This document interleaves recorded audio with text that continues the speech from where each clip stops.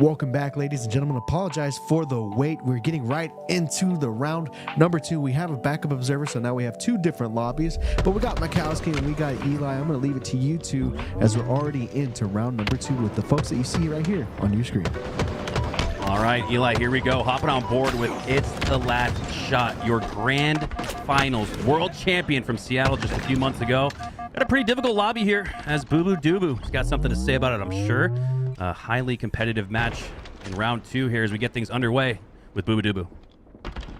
Love to see these two in the same lobby. 2 of my favorite players to watch. Last Shot, I had the displeasure of playing against in the tournament last weekend on midship. This guy is an absolute menace. Doesn't miss many shots. I believe he had the highest accuracy. He won that bounty, I think, regularly, shooting about 78% on average, which is just mind-blowing. Snipe down levels. Yeah, 1,000 kills of 05. FFA to shoot that straight is absolutely insane. He ended up, I think, getting 3rd or 4th place in that lobby to Goober and Mickwin. So Goober and Mickwin getting 1st and 2nd in that one. But yeah, this is a tough lobby. A lot of these other guys I've seen before as well. Shout out to Junar, often frequenting in many Twitch chats that I've seen. Very funny guy, very talented as well. I think once he applies himself, he could be a great player no matter what. So this is going to be a good lobby to watch.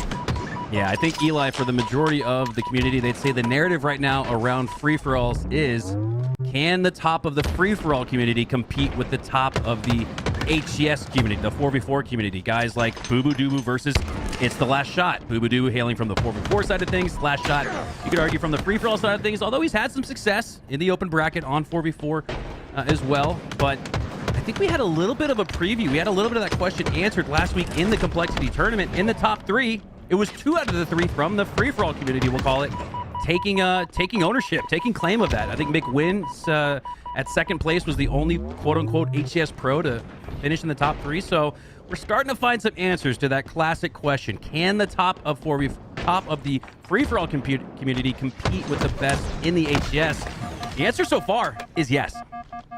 I think it's an interesting question, right? Because a lot of these pro players, they don't really get the chance to even compete in most of the tournaments for FFA, because at the LAN tournaments, the FFA is occurring at the same time as the championship bracket. So if your team is one of the best teams, you're just not able to play in the FFA. But this is finally a situation where those players don't have anything better to do. So you're going to see a lot of HCS's best and from 4v4 competing today. Why not? There's $5,000 up for grabs. So we're going to get an answer to that question. But I'll say a lot of these FFA guys that have been, playing all year last year in FFA, they've got an advantage because this is a unique game type on Aquarius.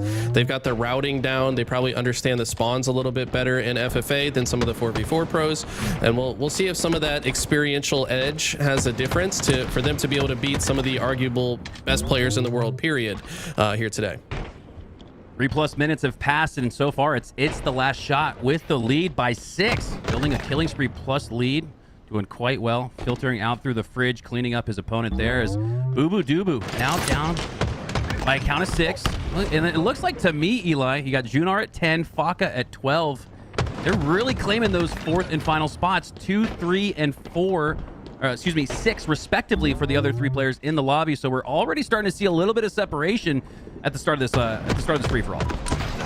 Yeah, with 7 people in the lobby and 3 of them yet to get 7 kills, I mean, this could be over quickly if you think about it. I mean, some of these guys at the lower end of the leaderboard are going to have to make up some ground and do it quick, but it's not easy against the rest of these guys in the lobby. Like I said, I mean, Junar and Faka, you might not have seen these guys before, but I've seen them in matchmaking. They're excellent players, and I don't know, if you're Chin Checker, Call Me Sinful, or Neo Prime, you're gonna have to step it up quick. Yeah, Chin Checker not checking enough chins as he does take down the defending world champ there. Last Shot, maybe that's an opportunity to spur a couple slays, but no, he goes down in the generator. Hopping on board here with Boo Boo Doo Boo, going up head-to-head against the world champ. Utilize that QT, Eli, and going back to that 4v4 versus free-for-all conversation, Boo Boo Doo Boo, really one of the only players in 4v4 that's found some optimal utility out of that QT. There he uses it, but isn't able to stay alive as Chin Checker lands the perfect 5, getting back in the mix, but he's really got to pick things up. Your top 4 have really separated from the rest of the back. Wow, we see a sick triple kill from Boo Boo Doo with the perfect shots. This guy's got one of the best bandits in the game. Winner of 3 of the online tournaments in a row recently. Won the Mountain Dew tournament, won the first of the Open Series. I think they got actually the first 2 Open Series, and they got second last week. So definitely been on fire in general with the bandit. Love to watch this guy play. He makes a lot of high IQ plays on the fly.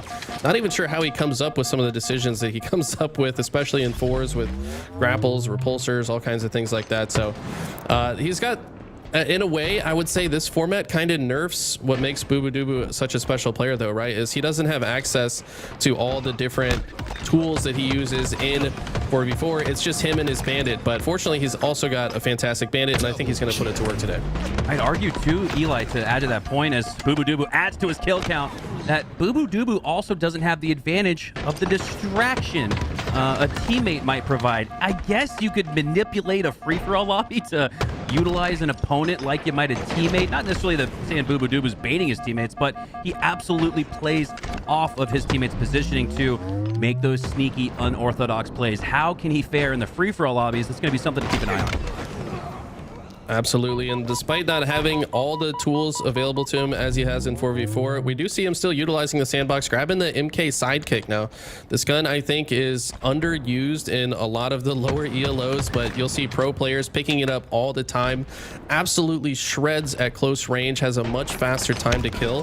So as we see Boo Boo Doo Boo pulling it out as he expects an enemy to round the corner, as he approaches the longer range fights, he's going to pull his bandit back out, as we see right here.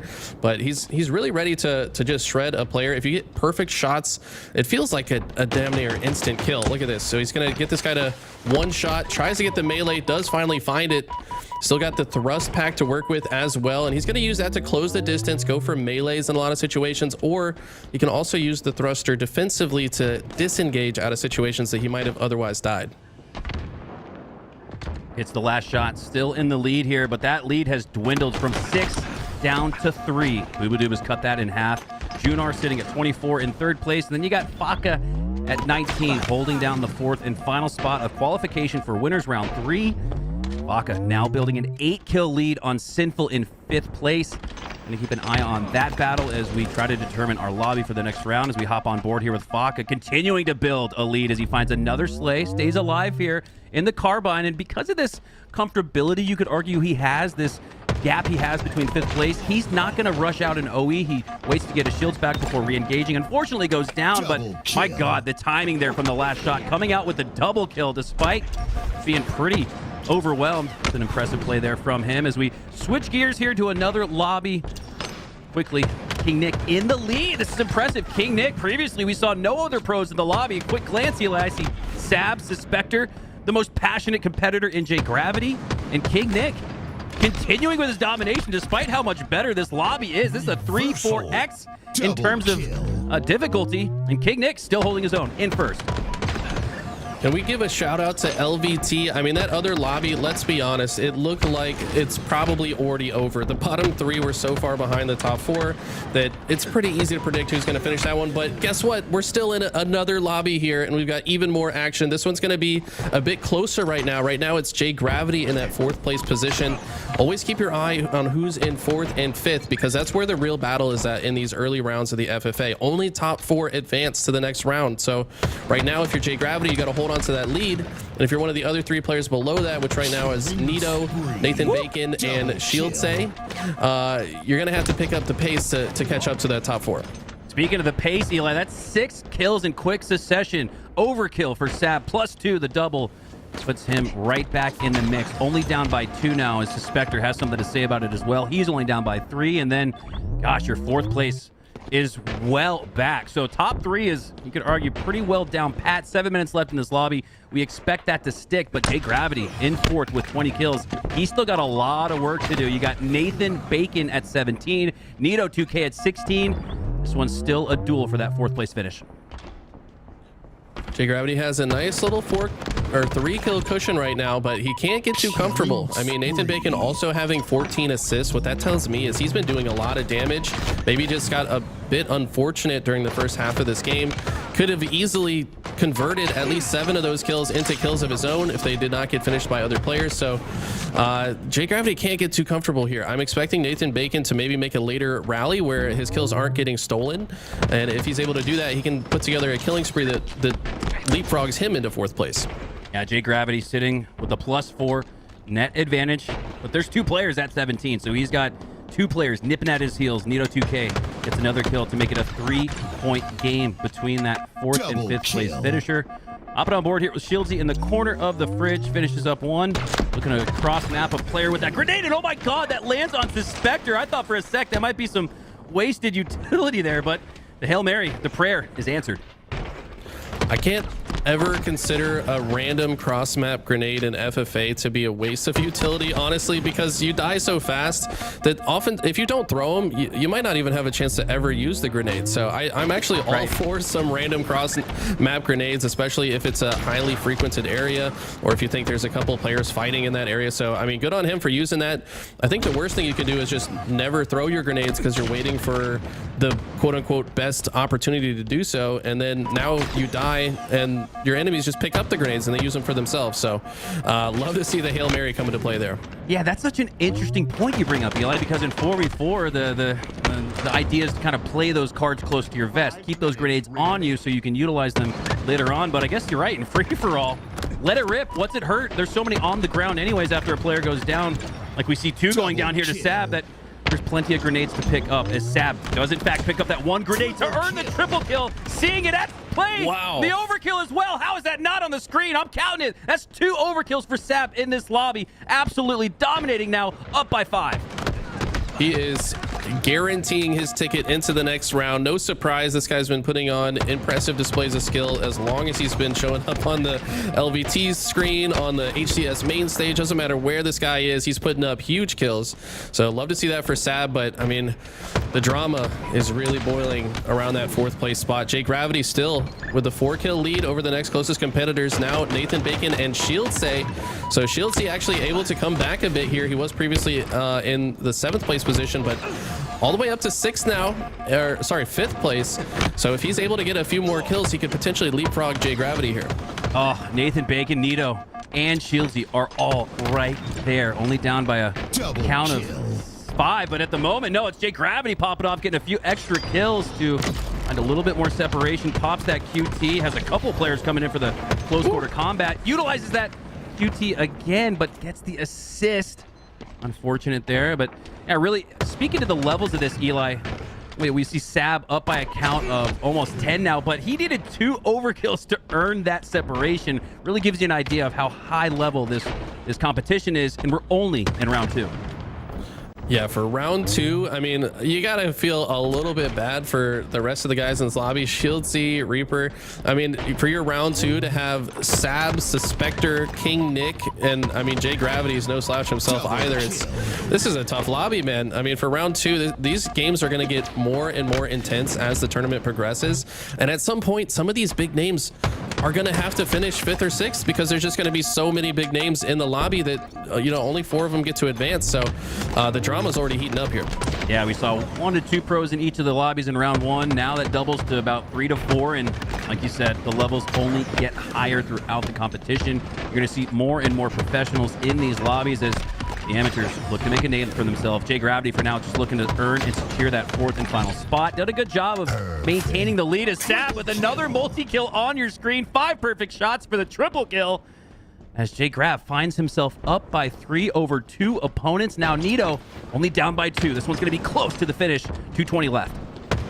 Yeah, Nito 30, J Grav 32. Look at the assist disparity though with Nito and Nathan Bacon. So their kills are often either getting stolen or they're just not able to finish the kill and that player gets cleaned up afterwards. So there is something to be said for that. Assists don't always mean your kills are being stolen. You could have just lost the piv and then somebody killed the guy you lost to right afterwards. So J Gravity playing just a bit more efficient than his closest competitors. You don't want assists in FFA. That means you're giving points to other players. So you, as much as possible, you want to finish off the kills kills that are on your screen.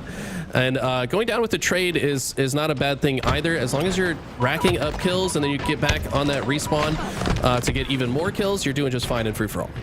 Sab with the Nintendo 64 kills. Unbelievable. He's absolutely skyrocketing above this lobby, building a +10 advantage on second place. Can Sab hit 70 as the Spectre hits the triple kill? Looking for the overkill on the stairs. And again, I feel like you could give it to him, but the game does not. Taking an eye on J Gravity. He's done a good job there with that trade. Builds now a 5-kill lead. 1 minute left. Nathan Bacon's shots looking a little shaky here. Might be feeling the nerves. Was able to finally finish off that one-shot player, but it's going to have to do a lot more. That J Gravity surging to now 37. He's now 6 above the next closest competitors, below that 4th place spot. He's really building a great cushion for himself to advance to the next round. 50 seconds left. Does Sab have one more overkill in him to earn a 70 bomb? Eli, we were joking about winners round 1 and 2, maybe against some amateurs, but this lobby doesn't include many. There's Suspector, there's King Nick, J Gravity, Sab with an absolutely incredible performance. Just one of the most kills I've ever seen in a lobby with so many pro players. Hopping on board here with J Gravity. 30 seconds left, up by a count of 5. Just needs to find a trade, just needs to stay alive, and he should secure that 4th and final spot. Nathan Bacon had so many good opportunities. He actually had a great kill on Sab earlier. He's now only 3 back, but he's getting assist after assist. This is the last life, only 10 seconds to go. He needs something special right here, but he's running into the toughest player in the lobby. And when he goes down, I think that's going to be it for this lobby. Oh, and Sab finds one more for 69.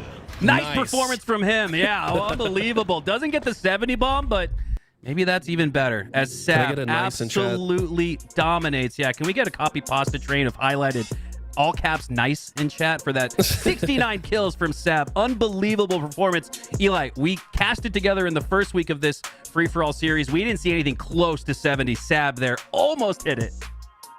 Man, that's just impressive. Like you said, with such a tough lobby as well. You know he's killing King Nick. You know he's killing Suspector. You know he's killing J Gravity and a lot of these. I mean, none of these guys are slouches, let's be honest. They all advanced to round 2 for a reason.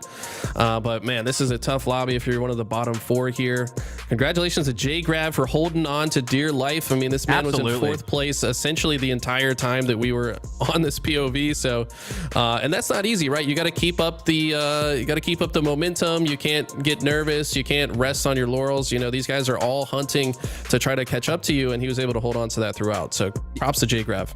Yeah, and I want to give some props to Nathan Bacon and also Nito2K. Let's just throw it out there. Those 2 players really gave J Gravity and this whole lobby a run for their money, with Nathan Bacon only finishing 2 kills behind J Gravity. Eli, you know, in these free-for-alls, you can always probably in the back of your mind think back to 2 kills you should have had. I'm sure Nathan Bacon probably hurting a little bit, maybe reeling from the 2 kills he imagined he could have earned to get into that next round, but an impressive performance nonetheless from a player that I don't know if we've seen yet on the LVC broadcast. So a big ups to Nathan Bacon and Nito2K. Didn't qualify for the next round, but put up a hell of a fight. Couldn't agree more. And I mean, to be honest, I saw Nathan get at least 5 assists in just the last minute. So all those, if they were kills, you know, could have made a big difference here. But hopping back over to the other lobby that we were taking a look at, unsurprisingly, the same top 4 that we saw when we left off end up finishing in the top 4. They do hold on. So we got Last Shot, not a bad performance of his own, 56 kills, 73% accuracy. Wow. Only 5 perfect kills. I feel like he's just getting warmed up too. I mean, we're going to see him shooting even straighter and getting even more kills as the tournament progresses. Boo Boo Doo Boo, no shocker, finishing in 2nd place. And my man Junar, like I said, this guy is a big member of the community. I feel like he's in everyone's Twitch chats. Great guy. Happy to see him advance as well. Well, all right, there you go. Round number 2. Congratulations to our advancers. Unfortunately, this is single elimination, right? So once you're out, you are out. Plenty of players to get through. So appreciate that, Mikowski and Eli, for helping us through that match. Ladies and gents, we're going to get to round number 3 as soon as possible. Don't go anywhere. There's more on the other side of this ad break.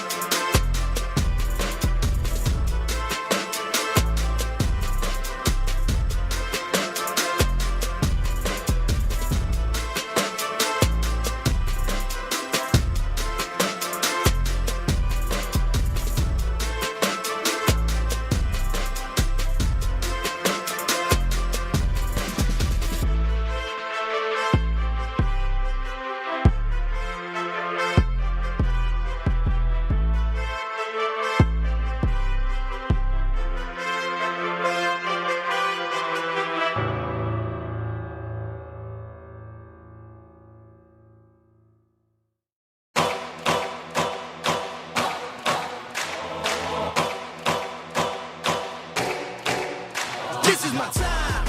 I'm on the rise. Can't hold me down, I'm too fly. This is my time.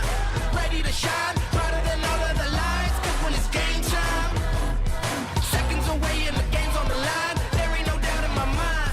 Beating the buzzer like, this is my time. This is my moment. You better bet that I'm on it. Ready and set, I'ma own it. Blast it to 10, then keep going. There ain't no coasting, I never settled on play. Putting the kettle to flame. I go 100 all day. Foot on the pedal, no brakes. 10, 9, paid on my dues, waited in line. 8, 7, now it's about time that I take mine. 6, 5, king of the jungle, heart of a lion. 4, 3, 2, 1, watch out, here I come. This is my time, I'm on the rise. Can't hold me down, I'm too fly. This is my time, ready to shine, brighter than all of the lights. Cause when it's game time, seconds away and the game's on the line. There ain't no doubt in my mind. Beating the buzzer like, this is my time. This is my time. This is my shot clock goes tick-tock. Haters wish that I slip. No, I don't miss. MJ all hits. Watch me pop off, I'm the king now. Moonwalk to the ring now. Keep on wondering how. Let that choir sing now. 10, 9, paid on my dues, waited in line. 8, 7, now it's about time that I take mine. 6, 5, king of the jungle, heart of a lion. 4, 3, 2, 1, watch out, here I come. This is my time, I'm on the rise. Can't hold me down, I'm too fly. This is my time, ready to shine, brighter than all of the lights. Cause when it's game time, seconds away and the game's on the line. There ain't no doubt in my mind. Beating the buzzer like, this is my time. This is my time. This is my time.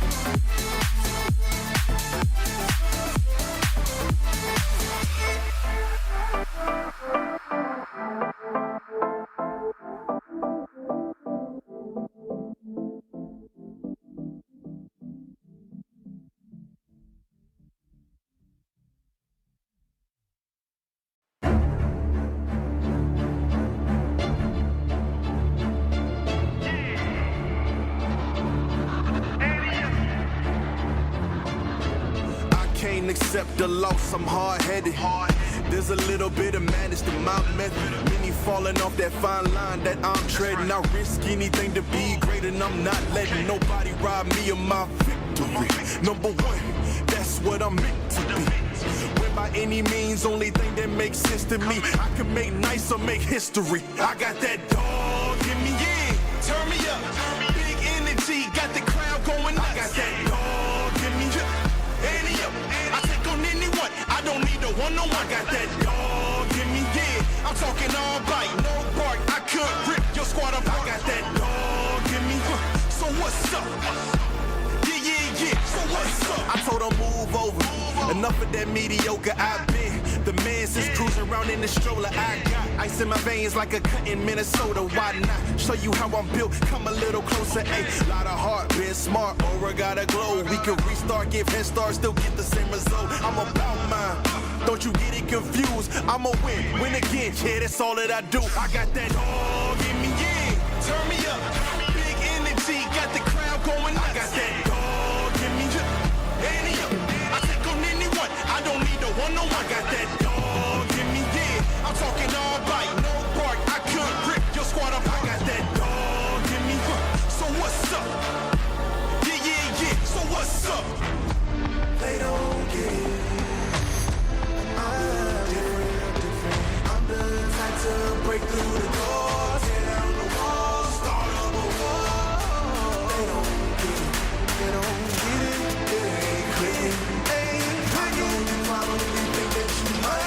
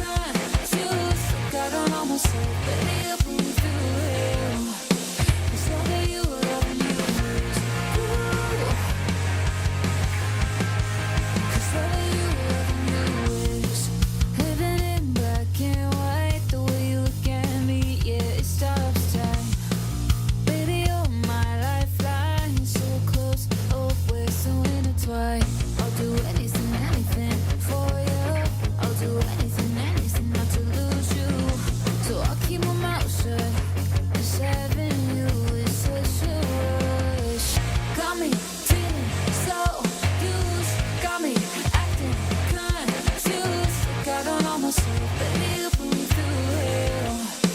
It's loving you, loving you lose. Cause loving you, loving you lose.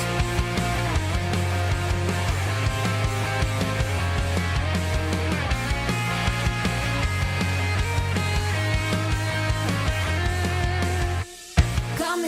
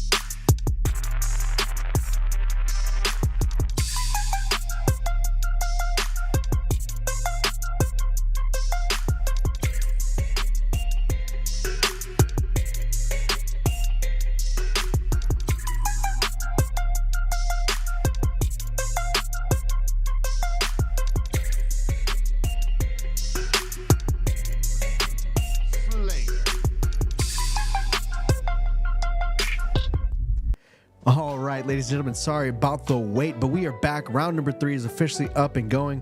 We've got a backup lobby right now, but by all means, there's a ton of great names in this, so we're going to stop talking. We're going to get right to the gameplay, and Mikowski and Eli here are going to take it away for us. All right, here we go. A little LVT red zone today as we go in between multiple lobbies potentially. We're going to try to stick with the most competitive one, and my God, do we have one that looks pretty competitive off the start. Boo Boo Doo-Boo, Kratos, Ryanoob, Clay, Boo Boo Doo-Boo's brother as well. Anybody else that we should keep an eye on here in this lobby, Eli, as we get things going? X-Snake? I don't know if this is the same X-Snake that I think about from the Halo 2 days. I mean, I think it is. I'm just happy to see him playing again. I mean, this guy, if I recall correctly, if it's the same guy I'm thinking of, teamed with like Smiley Girl, Xena, ex-drummer back in the day, some of those players.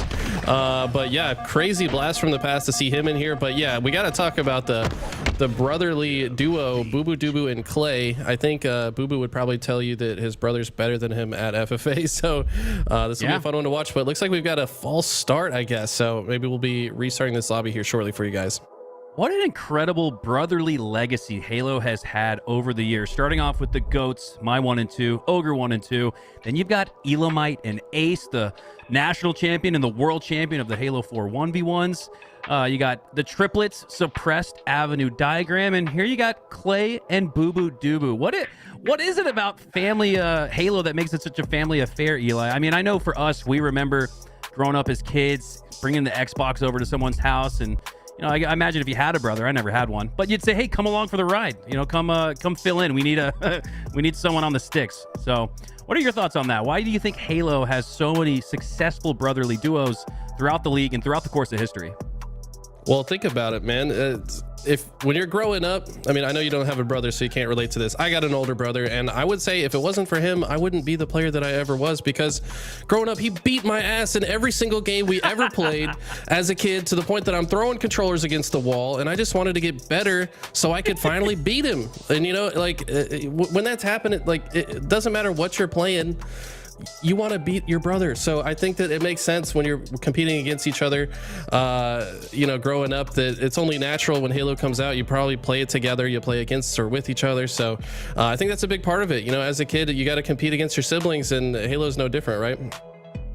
Absolutely, absolutely. I think it's just so it's exciting. I think it's part of the narrative when you look at across the landscape of the league, and there's definitely something to it. It's not a coincidence, I think, that so many brothers have success with each other. And I think you're right. Little bro always going up against big bro. There's probably that burning desire in your chest to finally get one over on him.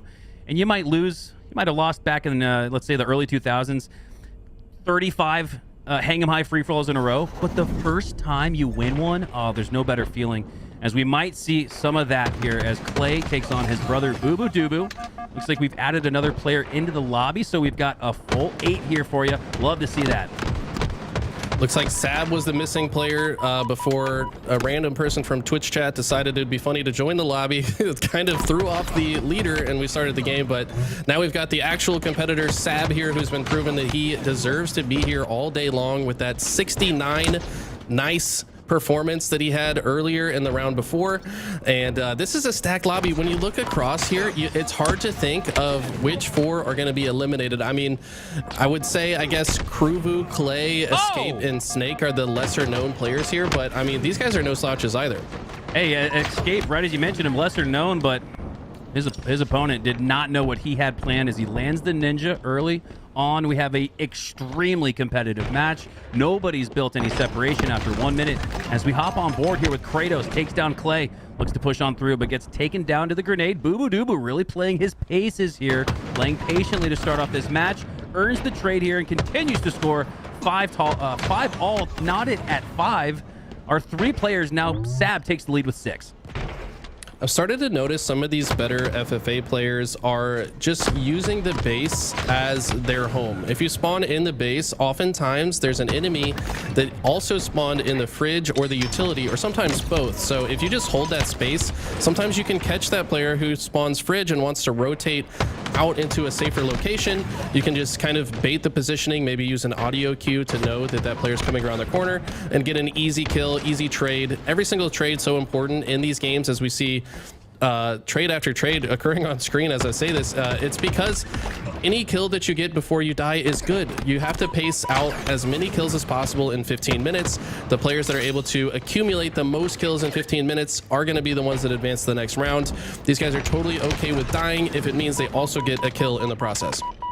After a couple minutes of gameplay, these 8 players still just a couple kills between each other, but got to give some shout out to Escape. We saw that Ninja earlier. He's carried on the highlight reel montage moment with a pretty standout performance here so far, only down by 2. He's right there in the mix for qualifying, and this is that lobby we talked about in round 2, Eli, where you might have in round 2 3 or 4 players that you could see advancing. Here in this lobby, you could absolutely make the case for 5 or 6, especially with the likes of Escape making a name for himself here in this lobby, doing really well to stay in the mix and be in contention of a top 4 finish.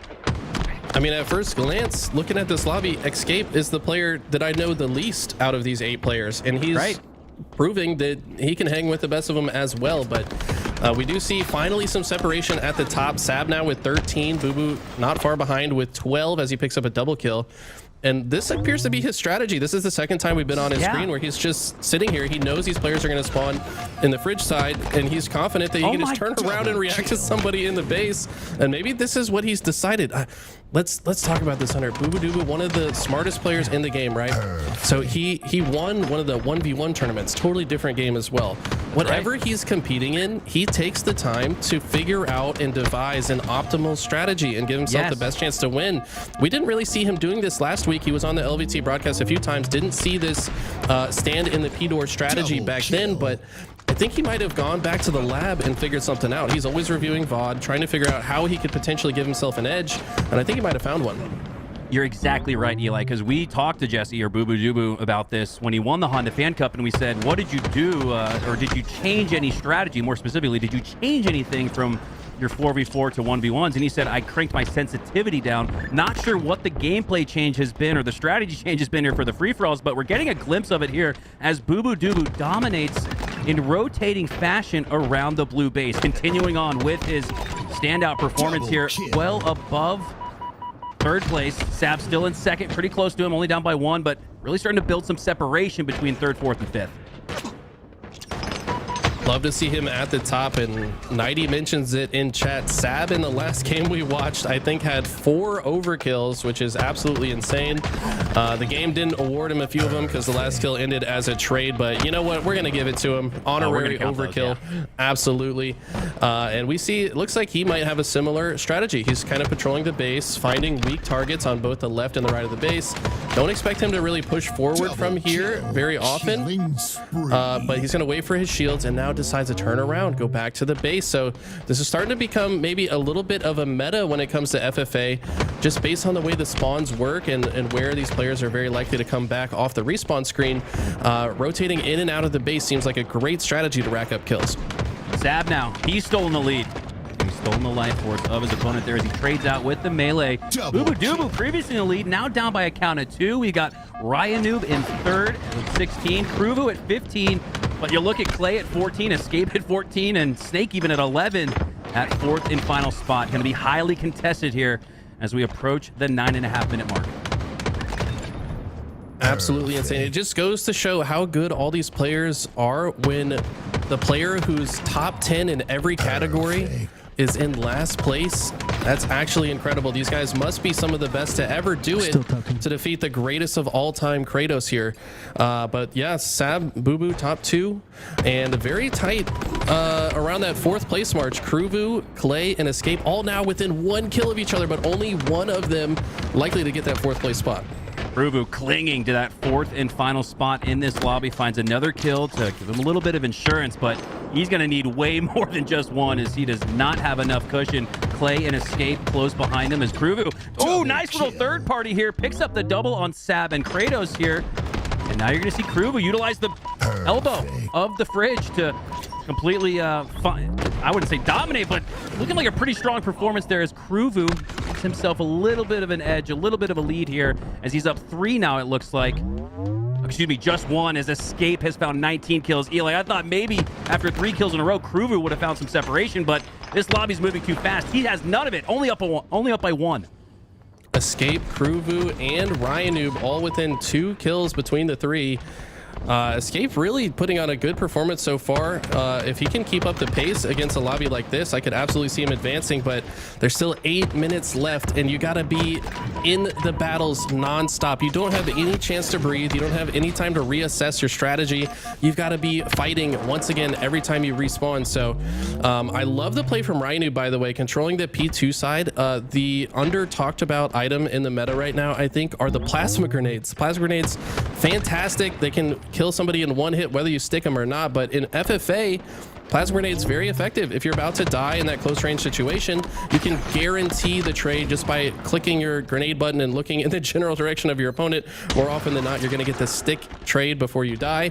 And we saw Ryan do that in his past life there. And the death from the grave, a classic strategy in Halo free-for-all where you find ways to just trade out as Kruvu looks to find more slays to build to his lead. But still, Eli, after a minute and a half or so, he's only up by 1 over Escape, who we've never seen on the broadcast before. He's making a name for himself here today, and if he can qualify and get into winners round 4, that's where those lobbies will almost exclusively feature the best in the HCS. So quite a story developing here as Escape now has a developed lead. He's in 4th, up by 1 over Kruvu. Very impressive stuff. Kruvu no slouch either. We've seen this guy in the later rounds of almost every amateur bracket. This guy very talented as well. Hate running into him in matchmaking. He always picks up big numbers. But yeah, very impressive from Escape. Not familiar with this player, but now tied with Kruvu for that 4th place spot. Ryanoob, Sab, and Boo Boo have some level of separation, although at the same time, Ryanoob can't really get too comfortable either. He's only 2 kills ahead of the other 2.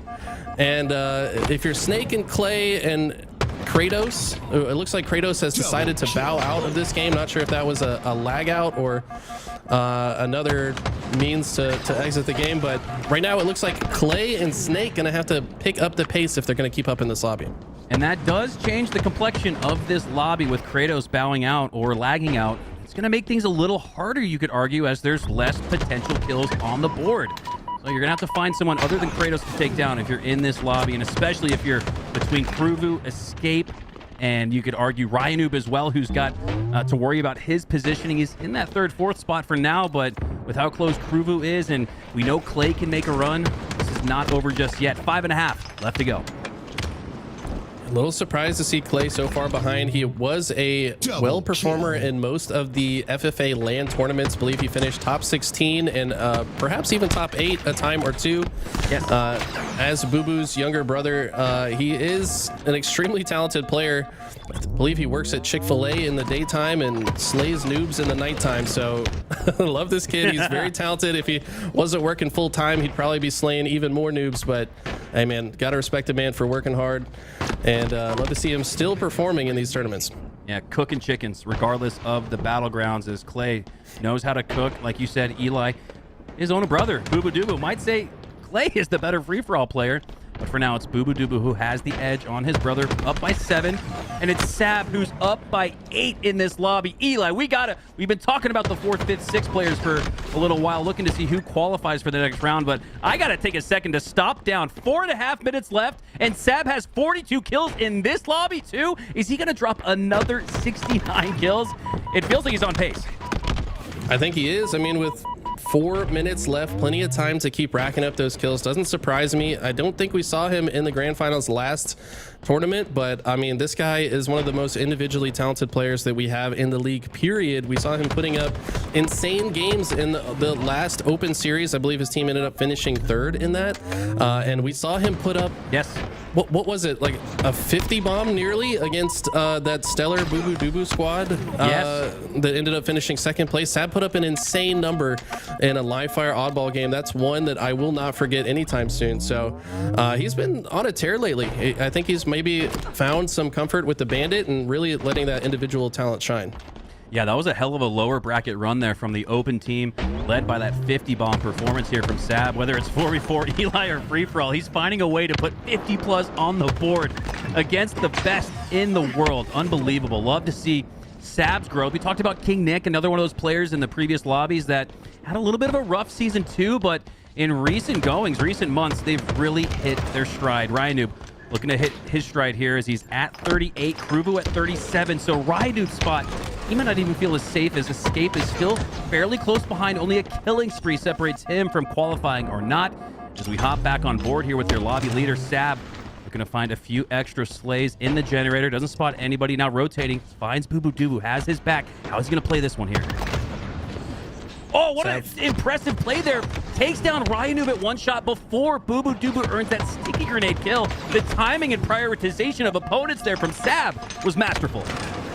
There are so many micro decision-making moments that make somebody a great FFA player. If you see two people fighting one another, like you hear people complain about it all the time. Oh, people stealing my kills in free-for-all, but there's a bit of a science to it. There's an art to stealing kills. You've got to look at a 1v1 fight and say, which one of these guys do I have the right timing with the pacing of my shots to be the one that finishes the headshot? Because you can shoot the same target as the other guy, but if he gets the headshot, he's still going to get the kill, right? So you got to have some level of prioritization in those micro moments that you'd almost have to slow down to half speed, even quarter speed, to really see the difference. But those are the type of calculations that go on in these pro players' minds when they see a third-party engagement. They say, which one of these guys can I kill first? And then if I can kill him, I can also kill the second guy as well. So we saw a little bit of that, how he's able to manufacture a kill in a situation I don't think many other players would have found it. And now, Eli, after Boo Doo once led this lobby, it's Clay and Escape nipping on the heels, only down by 4 kills, 144 left in this lobby. Boo Doo went from leading the lobby to now having to watch his back. He needs to find a couple slays, and he especially cannot allow Clay, his younger brother, or Escape to find the slay on Boo Doo. Those kills are going to count for 2 for 1 with 90 seconds left. Boo definitely slowed down in the kills department. Yeah, Escape now. 2 kills. Only 2 behind Boo Doo. Look at the assist column. Boo has racked up so many assists recently. That's why his kill count has been slowing down. Seems like a lot of players have been able to finish off the kills that he starts. Oh, and it misses the last shot there. Maybe a little bit shaky. We're not used to seeing that from Boo Doo. Maybe feeling the pressure. And I feel like when you're in a lobby with your sibling, there's like a different mentality about it. And his sibling's only 4 kills back now of Boo Doo. Escape only down 1, less than 1 to go. As Clay, we hop on board with him. He doesn't find the slay on Sab. That's going to make things even more likely for Escape here to potentially steal that final spot from Boo Doo. A Cinderella story develops here as Escape lands the perfect 5 shots on Snake, lands the double kill on Sab, and now Escape is tied with Boo Doo with just 30 left. He can't slow down though. Boo Doo has less deaths and is very likely to win that the tiebreaker. So these last 30 seconds going to be so important. Boo gets taken down by Sab. Hopping on board with Escape here. He's going to need to find some kills. He's going to look for a third-party engagement. Clean shots on Ryanoob, but Ryanoob clutches up the 1v1, and with 15 seconds left, that might be the difference maker. And Boo Doo finds one to give him that separation. Like you said, he'd have the tiebreaker as well, but if Boo Doo can find the slay in his younger brother, he likely advances to the next round, does one better with the double kill, and despite the heroic effort from Escape, he will not pass on to winners round 3. Boo Doo, like Gandalf, standing at the gates, preventing that conclusion. Oh, an epic Cinderella story potentially. Got to give props to Escape, but it's Boo Doo, Ryanoob, Kruvu, and Sab who will move on as we move on to another lobby. 40 seconds left in this one. Hopping on board here with Command Station at the yellow thrust. 1 HP in a dream. Goes down. Now hopping on board here with Manny. Top mid. Has 3 shots on Glitch. That's going to earn the trade. As I glance quickly at this lobby, Stellar in the lead with 60. 46 for Manny. He's in second. Glitchy at 41 is in third, and 40 kills for Command Station means she's in fourth. And it looks like outside of Z1 Tyler, nobody's going to compete for that 4th and final spot. And with Z1 Tyler going down, those will be your 4 finalists from this particular lobby that will move on to winners round 4. Wow, both lobbies so impressive. Stellar with a massive lead here, actually wins this lobby by 13 kills. I mean, he did finish 3rd place in the last FFA tournament a couple weeks ago, so no shocker that he's performing once again. But wow, that was a nail biter at the end with Boo Doo. You know he was sweating at the end there. It probably had a series of kills stolen in a row. Lost the 1v1 piv as well in the final minute there. So definitely maybe feeling the nerves a little bit. And like I said, I think there's some kind of mental effect. If your sibling's in the lobby and he's the one that might take you out, you're like, man, I really don't want this to happen. Like, there's nobody that you want to beat more than your brother, I feel like, right? Like, you got to prove you're the better sibling. So yeah, great performance from Clay though, good effort, and great effort from all these competitors. Yeah, really excited for Escape. What a learning experience, because I look back, I think it was with 20 seconds left. He had Ryanoob 3 shots in his suit before Ryanoob had even had a chance to turn on Escape, and Escape looked a little shaky on those final shots. However, as he continues to improve and develop, the ice in his veins starts to develop too. I think if we see Escape in this next HCS USMC free-for-all in a couple weeks, I think he maybe, finds the win in that situation. So exciting to see Escape make a name for himself here in this lobby. Love seeing Command Station on the flip side in this lobby back in competition. I believe she stepped away for quite some time to serve in the U.S. Military. Huge props and respect to Command Station for that. As she finds the 4th and final spot, she'll advance to the next round as well. One of the top women we have here competing in Halo. Yeah, absolutely. And it's also exciting to see some representation of the forces, right? So shout out to Allie. She's in the Air Force, for those of you that don't know. But nevertheless, yep, that's the round number 1, 2, and 3. We have 3 rounds to go. So we got round 4, round 5, round 6 will be the finale. Mikowski, Eli, short and sweet today for you guys. But any final thoughts before we let you guys go and bring in our next round of casters? Yeah, like I said, this means so much to Eli and I. We met. We're best friends because of Free For All. I mean, 04 we go back because of Free For All. So to be here 20 years later, casting these incredible competitors and just being in the lifeblood of the Halo community together, it's a real treat, and I appreciate every single day. It is a blessing and a privilege to be here on LBT casting with you guys, and I don't take any second of it for granted. So a huge shout out to you, Louie, and Eli as well. Everybody else, the co-casters, Tools, Active, Tony, and everybody in the community, y'all add together to what's one of the most special things in my life. So thank you to everybody. Can't forget 99, but any last words there? And 99, of course, of duh. Sorry, 90. Man, I mean, I don't think I could say it better than that. That was one of the best soliloquies I've ever heard. But I mean, I'll do my best. Minus missing 99, Yeah, except for you did forget one important piece of the puzzle there. But yeah, no, this is super cool. I hate hearing that 20-year number. Damn, have I really been playing this game for over 20 years? That's wild. But yeah, no, it's super cool to be on here doing the FFA. I love FFA. People that watch my stream know I'm playing it all the time, and it's really cool to see like some of the best players go at it, and just like what is just a really intense microcosm of BR bandit fights, whatever the starting weapon is. These guys are putting up insane performances on an individual level. We get to see some new players shine as well, which is always exciting for me. And yeah, this has been awesome, and I look forward to the next one. All right, ladies and gentlemen, the HCS FFA series presented by the United States Marines. We'll be back on the other side of this break. We got round number 4 coming right up, and a couple new casters as well. So don't go anywhere.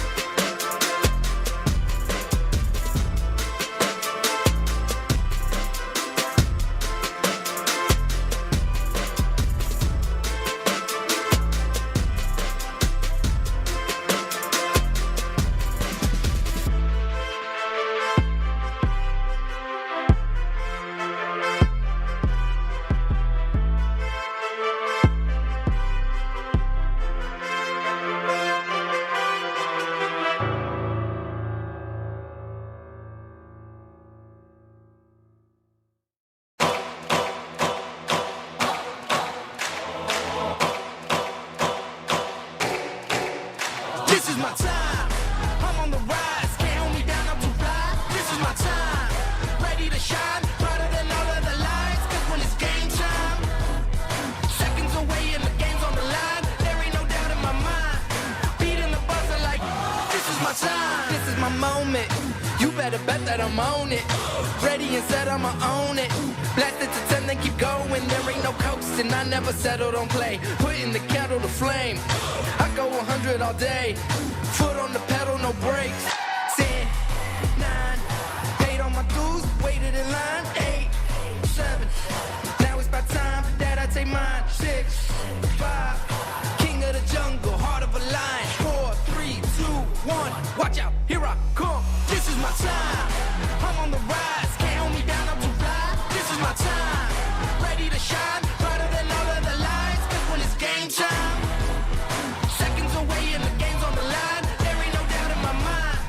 Beating the buzzer like, this is my time. This is my time. This is my shot clock goes tick-tock. Haters wish that I slip. No, I don't miss. MJ all hits. Watch me pop off, I'm the king now. Moonwalk to the ring now. Keep on wondering how. Let that choir sing now. 10, 9, paid on my dues, waited in line. 8, 7, now it's about time that I take mine. 6, 5, king of the jungle, heart of a lion. 4, 3, 2, 1, watch out, here I come. This is my time. I'm on the rise, can't hold me down, I'm too fly.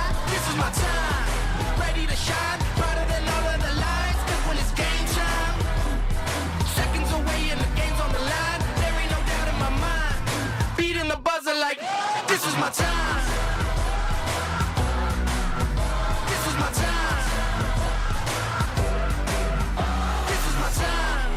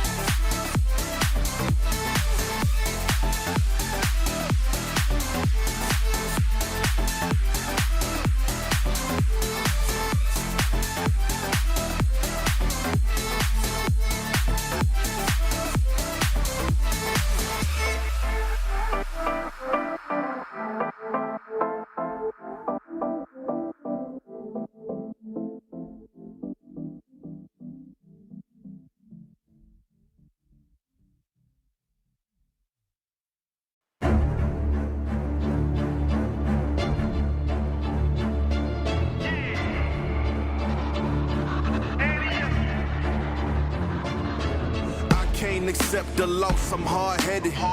There's a little bit of madness to my method. Many falling off that fine line that I'm treading. I risk anything to be great, and I'm not letting nobody rob me of my victory. Number one, that's what I'm meant to be. When by any means, only thing that makes sense to me, I can make nice or make history. I got that dog in me, yeah. Turn me up. Big energy, got the crowd going nuts. I got that dog in me, yeah. Ante up.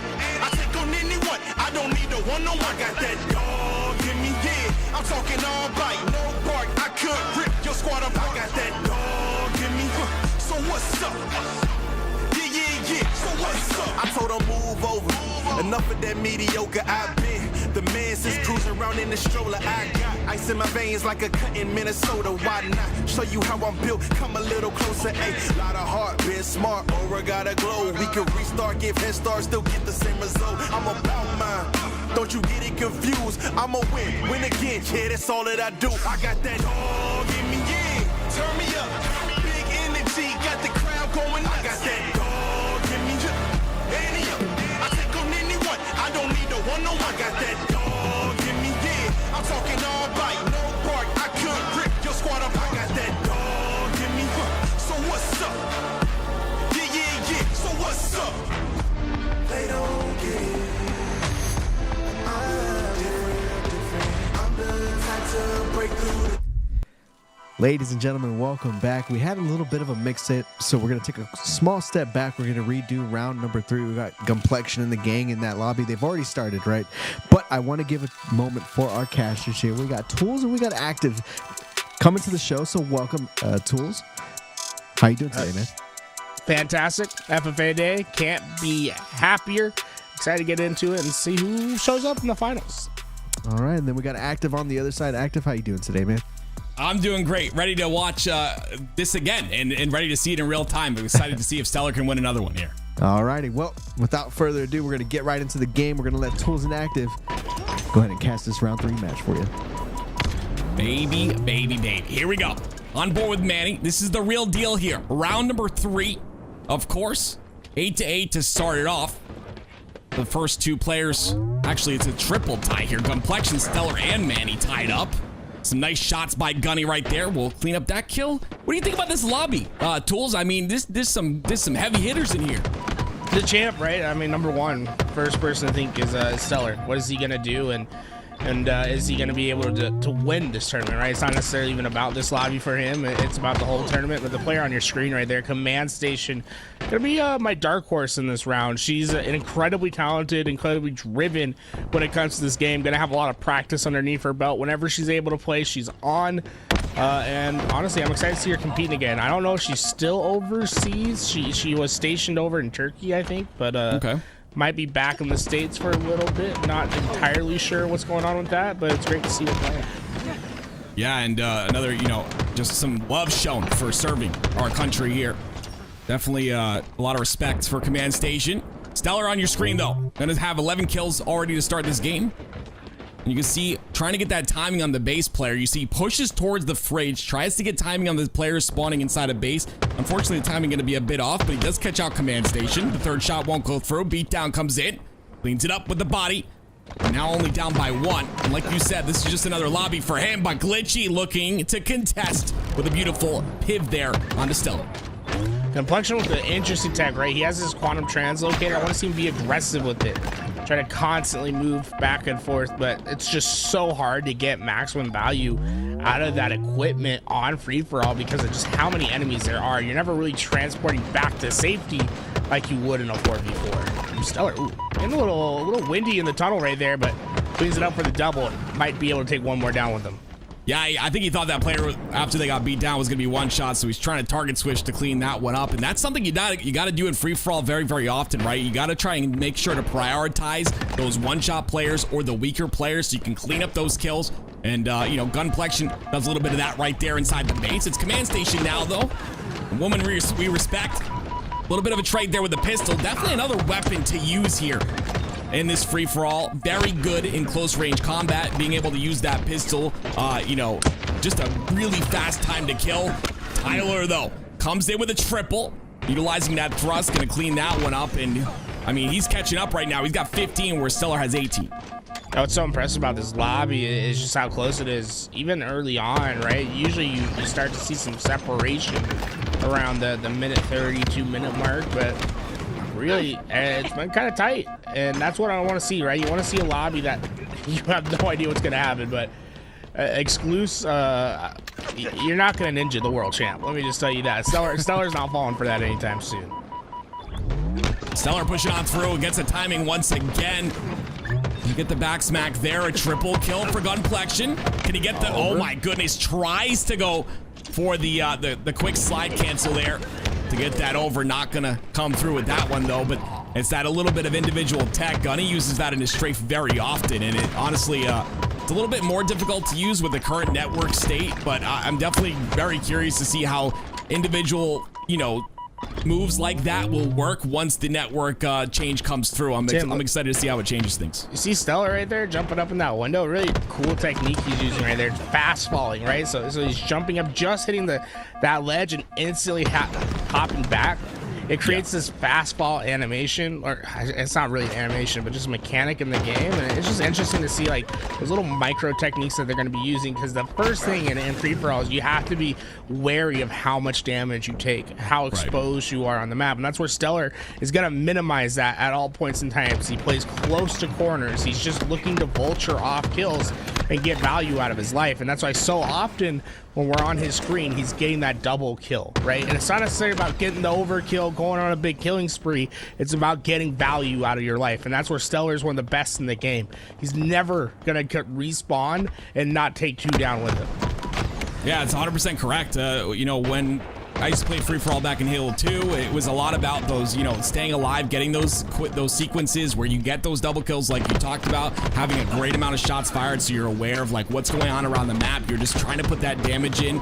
The more damage you get in, the more double kills you get, and of course, you start to catch up with the game. Gunplexion, 26 for him, 27 for Stellar here. Stellar still holding on to that lead now with 28, but Gunny's looking real solid here. Every time we switch to his POV, he's converting into a perfect, and he can continue to do this and continue to have this discipline like he had right there. I think he's definitely in contention to possibly win this one. So interesting about the older Halos and now to the new Halo, right, is how FFA's been played. You talk a little bit about how it was in Halo 2. One thing that we don't really talk about that much in this game is the fact that we're on a different map. Right? So often Halo 2 was midship. Halo 3, another version of midship. Halo 5, another version of midship. Halo Reach, a version of midship. This is the first Halo game that I can remember in recent memory, other than Halo 4, where we aren't like on midship, where the lanes are a bit different. And it's interesting to see the players that have come up in Halo Infinite and like know Halo Infinite's FFA but don't know the original. So Last Shot's a player that comes to mind, right? He's not in this lobby, but the FFA world champion, when he was playing midship over at the Complexity event, all he could talk about is, I don't know this map. Like it's like, I might be a world champion of Halo, but I don't necessarily know how it was played like back in the day. But yeah, it's just interesting to see all the similarities that still happen, even though the map's so different. But also how the power positions have changed, where you're trying to be on the map, where you try to vulture those kills. There's just so much that goes into an FFA lobby. Yeah, 100% agree. There's a lot less cross mapping, I would say, on Aquarius than there was on midship, where you could kind of sit top P, or you could sit top center sometimes, or top car or whatever, or hold a base. Like, there's a lot more cross mapping in that regard. There's so many more lines of sight here. It's just it's about these close range fights. It's about getting into the mix of things quickly. You see Gunny doing a little bit of that, but Stellar has really come away with this lead. 37 for him. You can see the triple kill comes out. Another individual piv with literally only one shot of shield left. And those are those fights that if you're winning those, you're looking real solid to close this one out. Stellar, of course, looking incredible. And it's to be seen. Always we're seeing Stellar kind of perform like this. Another perfect out of him. And now approaching 40. What's so impressive about Stellar is that he is leading the charge. He's being aggressive, but it's when you look at that death column, right? Minimizing his deaths, right? Yep. Even though that he's playing a super aggressive style, trying to get into these double and triple kills, not really backing down from any fight, but is able to win in the micro between when it's a one-on-one. that's where he's been really showing how good he is, and it just adds up over time. This is the thing about FFA. It's a battle of attrition, and Stellar, he's winning by centimeters in every fight, but the problem is that there's 12 minutes to get those fights to add up, and well, Stellar is just going to constantly win in these situations. Yeah, I mean, one of the biggest things for me, too, is just utilizing that thrust. Thrust is really the, you know, obviously the fights are not 100% like they were with the battle rifle with the Bandit. I think there's a, you know, you're pretty much going to be favored to win most of your 1v1s when you have a thrust, but it's not as easy as it, I think, once was. But regardless, Stellar controlling that thrust, making sure to be on top of that. Gunny doing a little bit of the same there, has the thrust in his hand. It ends up dropping, but, you know, I think that's definitely, like you said, he's winning by an inch or so in these fights, and I think any advantage like that thrust will definitely assist in that. Yeah, that's the thing that's so different from every other Halo, right? Even when we talk about Halo 5 that had a thruster, there's a thruster that's on your body. Instead, Halo Infinite's a much more sandbox-focused game, right? Not only is the thruster, you got to worry about the heat waves on the map as well, though I would argue that the thrust is much more important, and it's no coincidence that the two players that we see on the top of the game, whenever we're on their feet, they often have that thruster pack on them. They're timing it, right? They're keeping it in mind. When Gunplexion runs over that pad, he's like, okay, I'm at yellow side. I picked it up with 14 seconds in this minute. It's going to be up in 1 minute's time. They know that, and then when they see that timer come up, they're right there, right? Stellar, he's on the pad right away. It's okay if he dies. He's restricting the use, and the most important part is that he has that time now. If you're the one that picks it up, it's you and maybe one other person that sees you pick it up that has that timer that can then cycle through that sandbox as the game goes on. Well, he's utilized that to get 48 kills so far in this game, really separating himself from Gunplexion, I believe, who is in second with 39. So Stellar continuing on here, about to approach 50 kills with 3 minutes left. This is honestly incredible performance here out of Stellar, and it continues on. You can see there's a little bit of a flow state happening for him right now. He's not really missing his shots. He's pushing in directly. He's also getting the beautiful timing, ready for the timing on this yellow base, but just really good gameplay here out of Stellar. Oh, and he finds Gunplexion off the spawn. That's back-to-back kills on Gunny, and well, the other pro in the lobby is the next target. The thing about Stellar is the way that he approaches every fight. It's so careful, right? The first engagement he had with Gunplexion, he sees him resting on the ledge. Most of the time, you try to close that space, get the damage, know you're gonna get the punch in the trade. What does Stellar do? He takes a stutter step back. It's almost like he's in basketball trying to get back to that three-point arc. He wants to get that extra couple shots in while there's wasted animations going on for Gunplexion. Use that time to gain your advantage and then close space when you know that there's no trading opportunity. Small plays like that always make the difference, and it's why Stellar is constantly getting himself in these triple kill situations. He is just a phenom in FFA. Well, we got 2 minutes remaining, and we're going to take a look at the top four. It's going to be, of course, Stellar in first place. Glitchy's going to be in second. Gunplexion in third. And I believe Tyler in fourth, tied with Manny, who's also in fourth with 38. So very tight on that fourth place spot in the top four. Stellar pretty much is solidified himself here just a bit. I mean, there's definitely still a chance that he could end up losing, but it's 16 kills at this point, or 15 kills that he's up. But regardless, it's that fight for the top four, so they can move on to the next round, and that's where things become a bit interesting. Glitchy, a player who I've been watching for a while, ended up being able to team with him for one of the draft tournaments, and a very intelligent player, definitely very individually skilled as well. It's great to see him kind of stepping up here as he's sitting in second, but it's Tyler, Manny, and Gunplexion who are all fighting for that top four spot. Right, it's these moments in FFA, right? So often you think about who's winning, right? It's all about Stellar, and that's what we should be focused on. But in the mid rounds of FFA, it's almost more exciting to watch that fourth to fifth place fight, right? It's like who's on the bubble. It's similar to being at the end of a regular season and trying to figure out who's going to hit that wild card spot, because the reality is you're just trying to get to the next round. It doesn't really matter how well you perform in every round until you get to the last. That's right. And as you can see here, Stellar with first, of course, Glitchy with 45. In that second place. Third place goes to Gunny right now with 43, 35 seconds remaining. Gunny's on your screen. This is where he has to stay alive here. Playing his life is so very important. Wants to pick his fights intelligently. Unfortunately, loses the timing on that one. He's going to end up going down. Manny gets 42, so Gunny's in trouble right now. He's got to make sure to clutch this up. Manny's on the chase.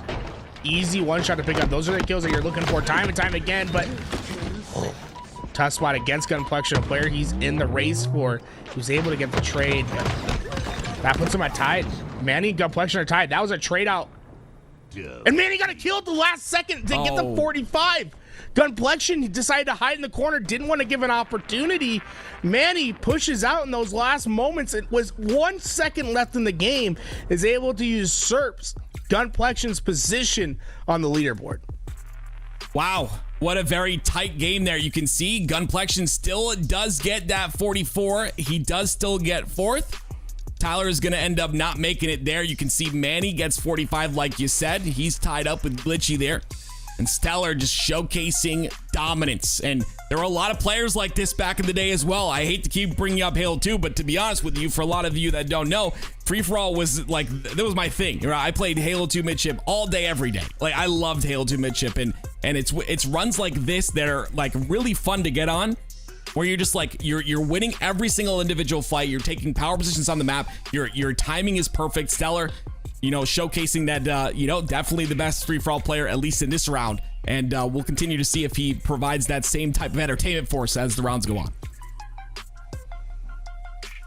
Well, round 3 over. I think we can officially move over to round 4. Let's bring back. I want to talk about it. I want to talk to Mr. Louis Vuitton. You know what I'm saying? Hi. The man, the myth, the legend. Says hi. First of all, you look handsome. Second of all, what do you got? You got the IEMs in. You got look at this. Imagine coming onto a show, Louis, We'll be right back, ladies and gentlemen. and not wearing these fashionable in-ear Why monitors. you gotta make active feel bad, bro? He just That's got what he me does, today. man. I'm just saying. I just, you know, it's just about finding the odd man out and punishing him. Okay, I like my that's headphones. the They're name of the comfy. game, right? It's the free for all. They do look comfortable. They do look comfortable. What a great match. I really, like I said, Stellar dominating. Like, that thrust was such a big deal, right? Just controlling that time and time again. You said it too. You mentioned it. He was timing it, and then he jumped on it. He ended up dying, but he's going to have that timing on that thrust again. And that thrust is literally at, like, what, 3 individual fights at a time that you can win. That's huge. And we saw him showcasing that over and over and over again. It's interesting to see how the thrust has evolved too, right? Utilizing it to like either back thrust or right thrust or jumping to the left and then thrusting to the right. Like, there's so many little things that you see. It's just cool. It's cool to see all this individual skill in free for all.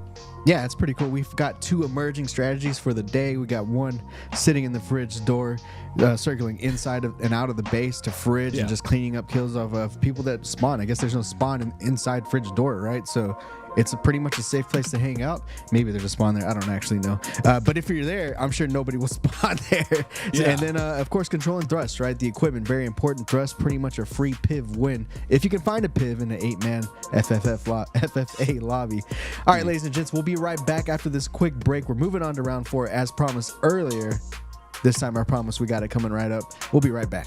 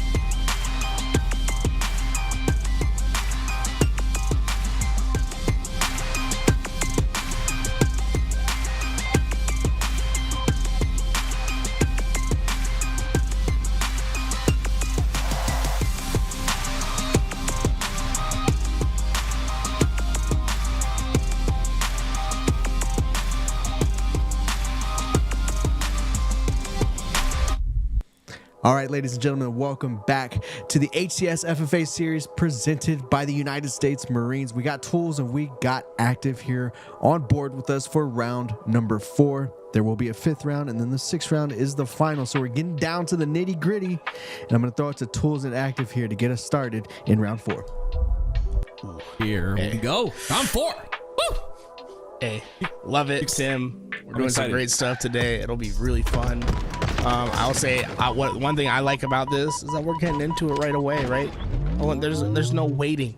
We have the quickest break, I think, of all day right here. That's how ready these players are. And honestly, I think this is a lobby where it's really a toss-up to me. There's a lot of great players. The player I expect to win gonna be Sab in this lobby. I just feel like Sab is a monster in situations like this. But honestly, there's 3-4 players that could come out on top right here.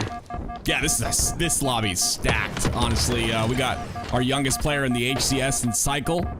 We've got Anakin, who I've never seen him play, so I'm interested to see how he does. And then of course, we got Gunny, Sab. Switch it up. I've played with him in matchmaking a few times, I think.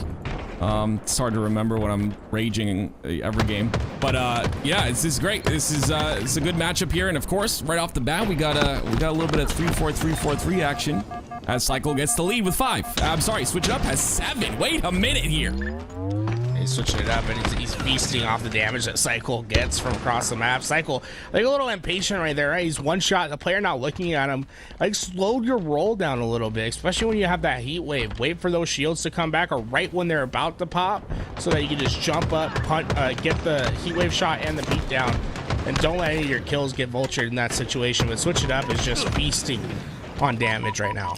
Yeah, some great shots by him too. Almost wins that pivot against Gilkey with not a lot of shields too. Gets 8 for the game thus far. Sab in 1v1 versus Hadev. Gonna get the triple kill as a reward for that. Has 5 so far, so see, looking to come back here. Gets cleaned up pretty quickly.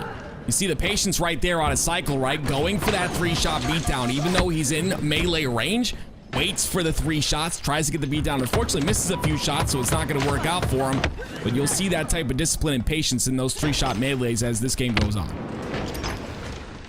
Really, we're looking at when that timer is reaching 10 minutes. Right now, we're only at, very early in the game. But once we get a couple minutes in, 2-3 minutes, that's where we start to see the separation. Think of it as like a long distance race in running, right? Like, this is a 10K. These guys have to pace themselves, make sure that they're being consistent in the beginning, and then see where they lie in the pack. And then from there, they can decide, do I need to increase my gameplay? Do I need to slow it down, right? And you can kind of gauge where you are in comparison to everywhere else. Like, FFAs are such a different beast compared to your normal 4v4 or even just social Halo gameplay.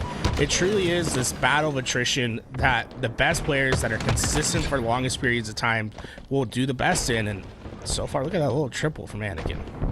Yeah, I mean, you can see, like you said, it is very different, right? You can see, like, just the aggression around the map. Honestly, a lot of players who come up or have came up in free-for-all as the years have gone on in earlier Halos. Gilkey playing this real slow on Anakin here. Unfortunately, doesn't get the timing either and not going to get the kill. Gets the kill onto Sab. That was a little, almost a great kill by Sab. But right there is something I want to talk about real fast, is the fact that Gilkey understands he's going to go down, and just getting that trade with the plasmas is so very important because it means he gets 2 kills instead of just that 1 kill. Just really stuff like that. Again, it's the centimeters, in these games, the very small things that really add up. And something like that from Gilkey is definitely going to give him a little bit of an edge. It's all about the plus minus, and Hadev, right, goes +2 right there. Uses that thrust to close the distance. Every your death counts as a -1. Every kill that you get is surplus, right? So once you get 1, you've gone even. That's what you're looking for. That's the base normal, right? When you're playing free for all, get a trade. After that, everything else is surplus. It's cherry on top, and it's the players that are able to find that surplus that play the best in these FFA lobbies. Gilkey going to be really good at that. What you can expect from Gilkey is that he'll play positions a lot better than your normal run-of-the-mill competitive Halo player. Expect to see him playing in corners, listening, and being able to capitalize not only on shots being fired around, but just being able to catch players by surprise. Well, Hayden gets caught out of surprise right there by 2 players. Have to do a little bit of a target switch onto 1, but not going to be able to clean up either one of those. Cycle was getting a little bit of momentum here with 18 kills, but Switch It Up is right behind him with 18 as well, and Cycle seems to be on a cycle of death and just can't stay alive, is not able to get any kills. His assists have rose to 10 now. So we'll see if he's able to kind of get back into this flow. And sometimes, honestly, it's just better to just play a timing. You know, sit, wait, listen for shots just for a second. Like, it's very important to do stuff like that in these free-for-all games to get that timing back, to get into that. It is generally, I talk about flow state a lot, but I'm more so talking about the flow of the game. It is a general flow that you have to find. It's like finding a groove in the pavement that you ride, and that's how it is. And you kind of search for it until you find that in these free-for-all games.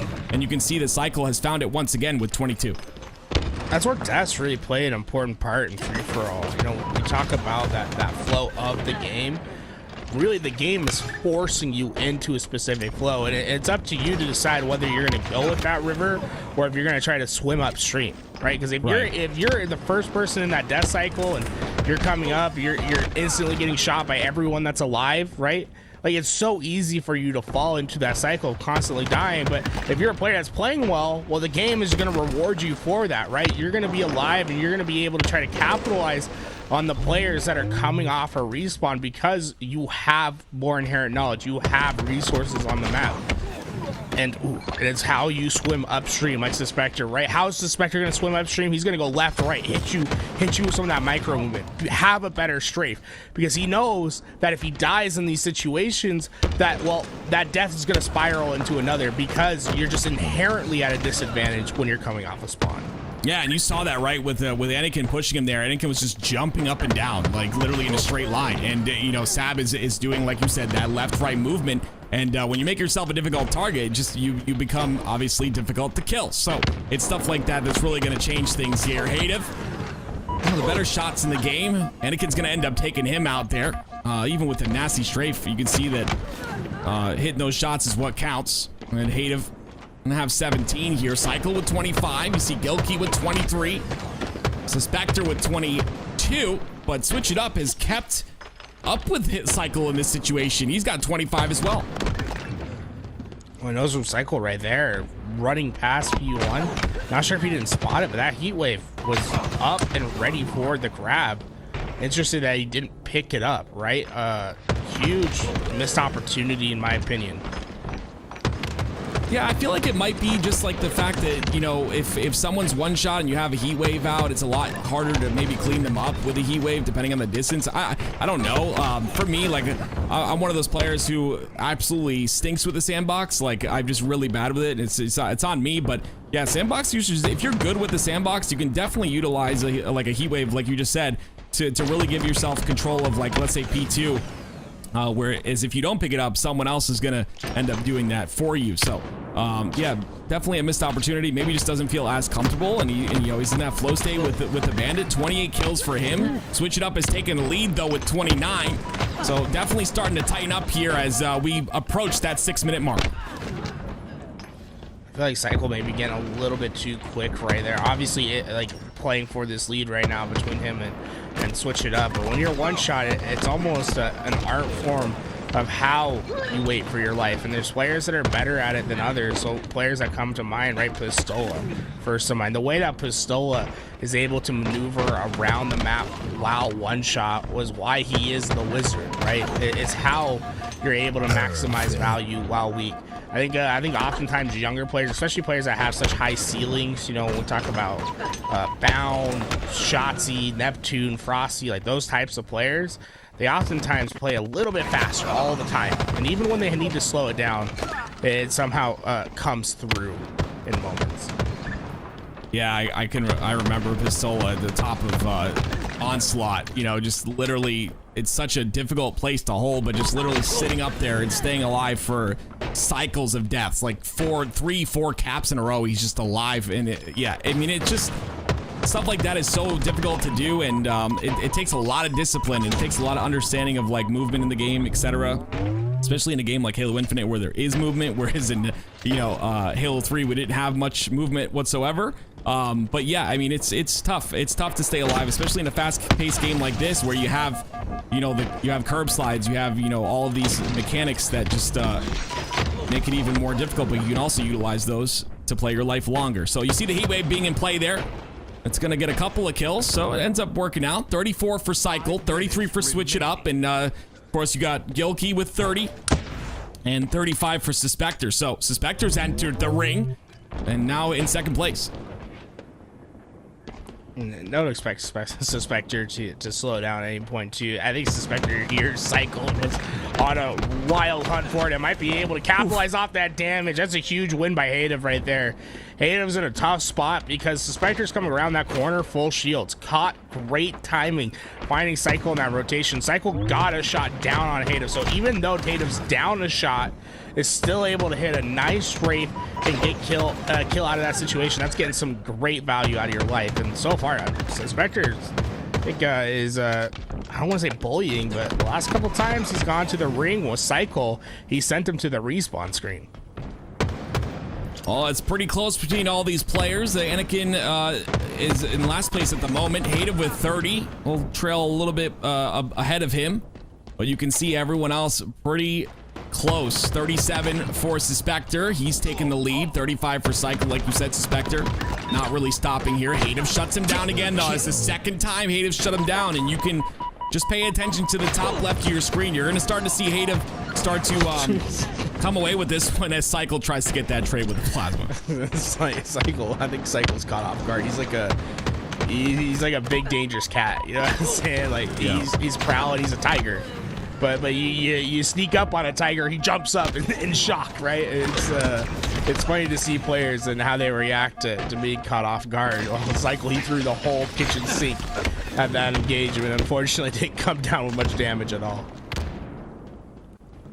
Gilkey, he's in contention as well. Hadev, a player who I thought was starting to get that flow, is struggling a little bit with 32, but Gilkey's kind of taking the reins here with 37, utilizes that heat wave.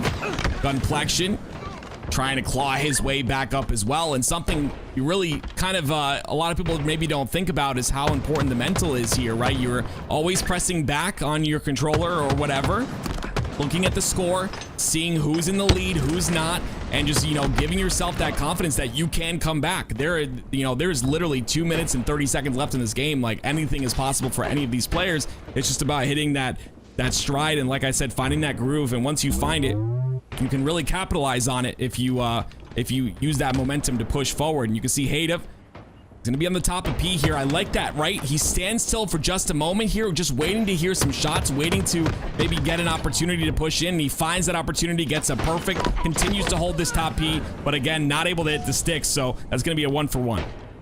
Look at the right side of your screen. This group of three, Sab, Gunplexion, and Switch It Up, they've been roaring back into this game, and I think it's got Cycle a little bit nervous. He had such a big lead, and then suddenly you got this entourage of three players that are just moving up the scoreboard, and suddenly it's become a really tight race on the bubble, right? The players between 4th, 5th, and 6th, like, it's not going to be easy to come out of this lobby alive at the moment.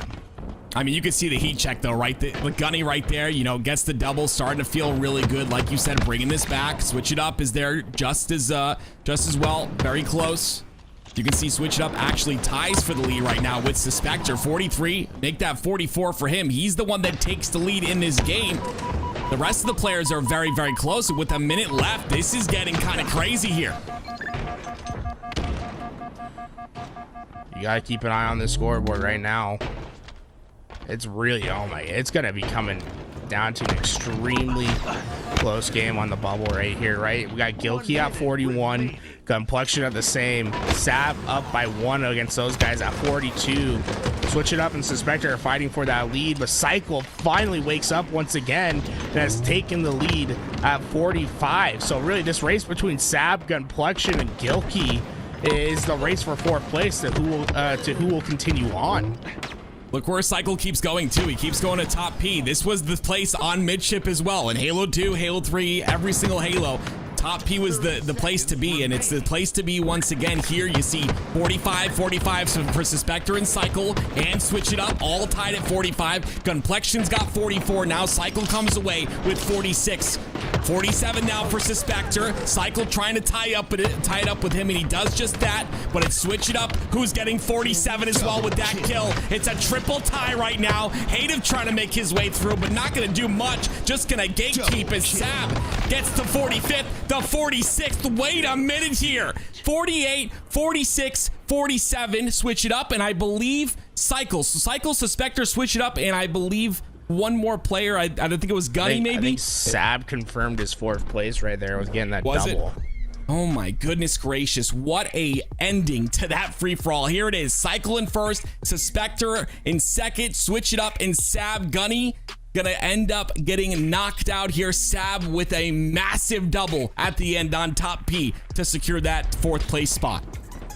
Yeah, right at the very end, you saw all those skills get really close, but Sab was able to run through, find a double, and at the last moment get that separation. Here's our other FFA lobby today. This one, I mean, just jam-packed with talent, right? And honestly, it's going to be a shame that some of these players are going to have to go. Right now, King Nick and Stellar having a race at first place, but that's to be expected, right? King Nick, a phenomenal FFA player, FFA champion at MLG New Orleans, actually, 2018, won the free-for-all tournament there, and has always been an incredibly talented FFA player.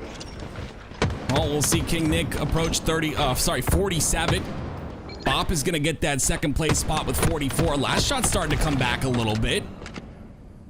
So we got Bop fighting for that 2nd place spot. King Nick still solidifying his 1st place spot. And like you said, Stellar a little bit behind. J-Grav, Bohm, and Straight Stick are going to have a very near impossible time here coming back in this game. So it's just going to be about the left side of the screen and Stellar on the right side. Yeah, right now it's a tie at 3rd, 4th between Boo Boo Doo and Stellar. They can last it through. It's FFA champ that could ruin everything. It's the last shot. Straight Stick gets a big kill. Straight Stick's out of the contention, but he might have just cost Stellar dearly right there. We'll have to come down to the last count. Take a look at 49-48, 2 at 45. So I think Boo Boo Doo and Stellar both qualify, but a lot closer than they wanted it to be. Yeah, it's definitely unfortunate for that right side, and Bohm and J-Grav, Straight Stick definitely put up a fight there. But like you see, King Nick, Bop, Stellar, and Boo Boo Doo are the ones to advance in that round. And oh my goodness, see the former world champ, or our world champ in last shot from the last event. There was going to be able to make it two through. world champs in that roster. I mean, 2 FFA world champs. Bop as well. In Yes, this lobby. And then if you include just normal world champions, I think Stellar prefers to have the normal world championship. But yeah, you could also throw Stellar in there. So what an absolutely stacked lobby that we had today. Yo, we love stacked lobbies, and I guarantee you they're only going to get more stacked, because after this, top 16, and then after that, final 8. So congratulations to the players that have moved on. If you're one of the players that aren't moving on, hey, keep your head held high, because that was a good performance. Ladies and gents, we'll be back with round number 5 here after the short break. Ladies and gentlemen, don't go anywhere.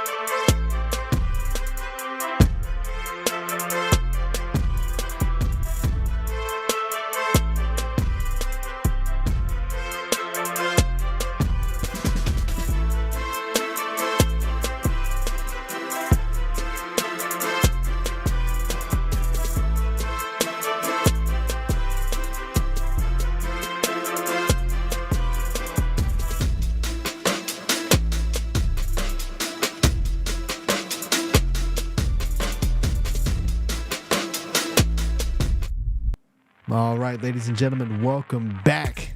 It is now the semifinal time, top 16, and both of these lobbies are stacked. We're starting in one, we're going to start the other, and for this, we got Tools and we got Active, so I'm going to throw it to the boys, and we're going to get started with game number 1. Tools, take it away.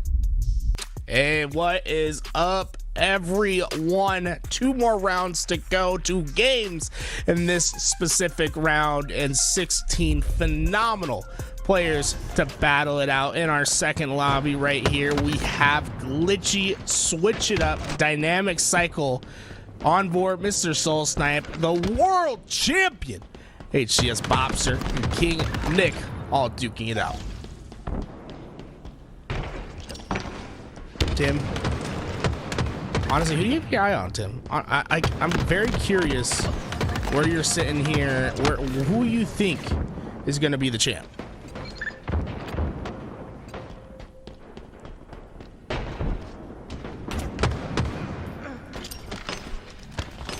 Well, try to get Tim back on the horn when we can. But right now, it's just been back and forth. Really, HCS Bop, King Nick leading the charge, 5 kills apiece. Switch It Up right there behind him. Switch It Up, I really feel like has been the dark horse of this tournament thus far. Doesn't have that pedigree behind his name, but has certainly been keeping up with every single player thus far. Bobs are still working his best, playing down through the bottom half of the map, something that you don't see every day, and well, you're seeing why you don't see it. Just so easy to pick players off from those bottom positions, and that's where King Nick makes his bread and butter, able to get left and right, gets the kill, and somehow gets away with it. That's why he's in first right now with 8. It's a good start to have in the game. King Nick, like you said, with 8. And yeah, honestly, to answer your question before, a very stacked lobby we have here. And I kind of want some time to just kind of see how people are shooting. Mr. Soul Snipe's one for me. Obviously having a little bit of a slower start here with 6, but love to see how he kind of progresses as this goes on. And you'll constantly see, once again, that P2 control, right? Always going to P2. Making sure that you're able to control that. If you get no value out of there, then you move over to a base and you start getting that rotated. So far, the trade's not going to be coming out. King Nick has been prioritizing this high ground on P2. He's doing his best to get kill after kill.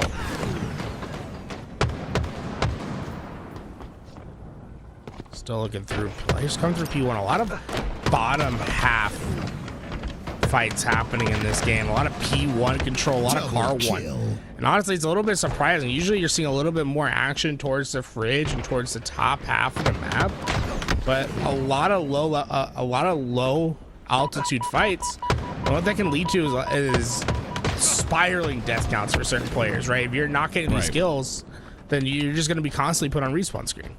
Yeah, I mean, it's tough, right? Because every second that you spend in the death screen is just more time that you're not spending being like value to your score. And I know it sounds really simple, but you know, every little life, you know, it's 5 seconds to get your shields back. If you can delay for that 5 seconds, control a part of the map, and even maybe be ready for like a quick little cleanup on a player pushing into your base to safety, like it's stuff like that that really changes things up. Cycle right there, 12 kills already in this game, and you can see starting to heat up. This is going to be really close. Dynamics having a little bit of a rough time, but you know, anything is possible with 11 minutes left.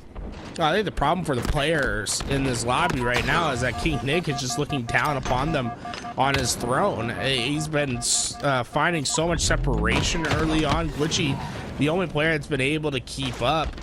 But honestly, I've been really impressed with King Nick's gameplay throughout this one. But there we go, a couple of deaths. So King Nick's starting to slow down, right? We haven't seen him on screen, but that's because he's had 2 lives in a row now where he spawned up and died very quickly. Yeah, we'll see if it happens here again. He's going to have a 1v1 versus Dynamics, and that's a good 1v1 to have. Sometimes you got to spot the weakest player in the match. It's nothing against Dynamics as a player, but you kind of like it's not necessarily a free kill, but you're essentially going to know that that player is maybe a little bit cold, maybe not shooting so hot at the beginning of this match, and you definitely want to take advantage of that. You'll be more aggressive on a player like that, whereas a player like, you know, King Nick, if you come up against him, maybe you play it a little safer. So all this stuff goes into effect here in free-for-all, and you'll see it time and time again. All of these players, if you're watching from their streams or whatever, if you end up seeing them at an event or something, they're always pressing back.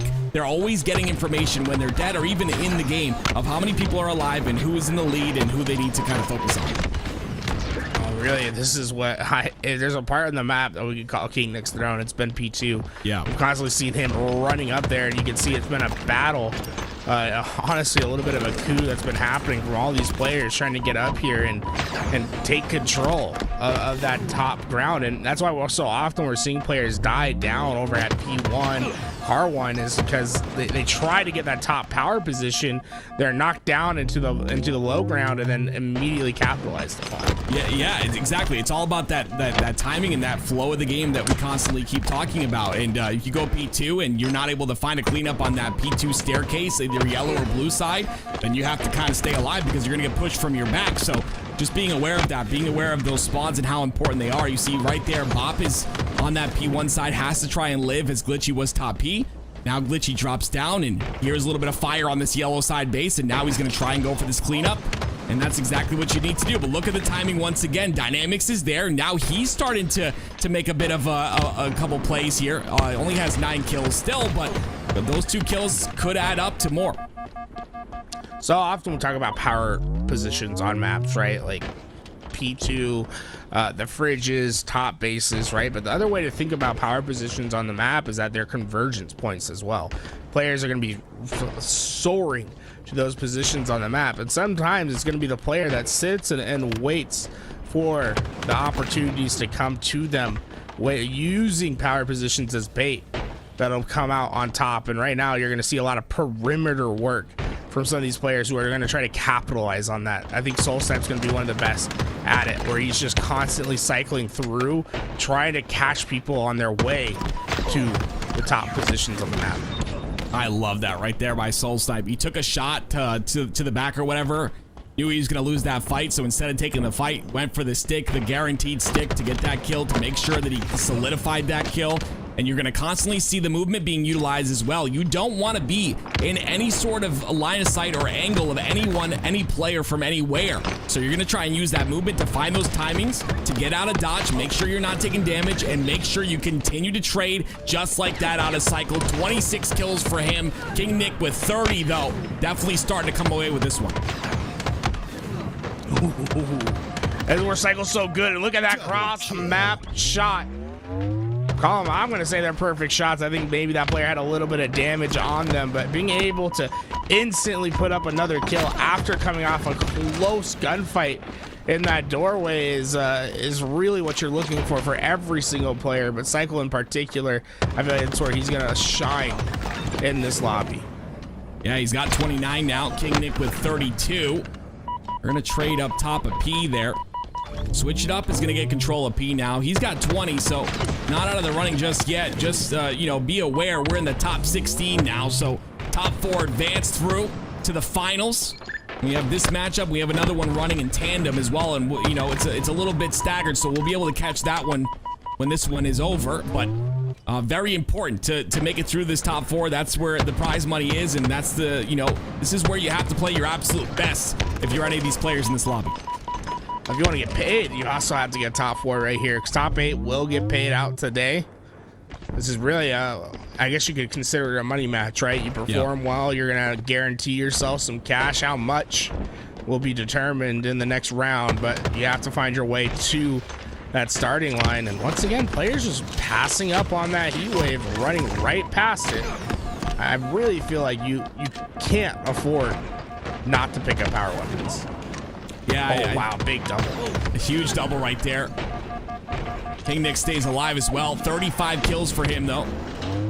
Cycle's close behind with 32. And it's going to be a fight for that top 4. You can see King Nick and Cycle have pretty much, I wouldn't say solidified this just yet with 5 minutes left, but they're starting to come away with this one. It's just going to be about the 3rd and 4th place players.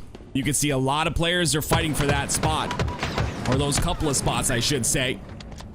Glitchy with 27.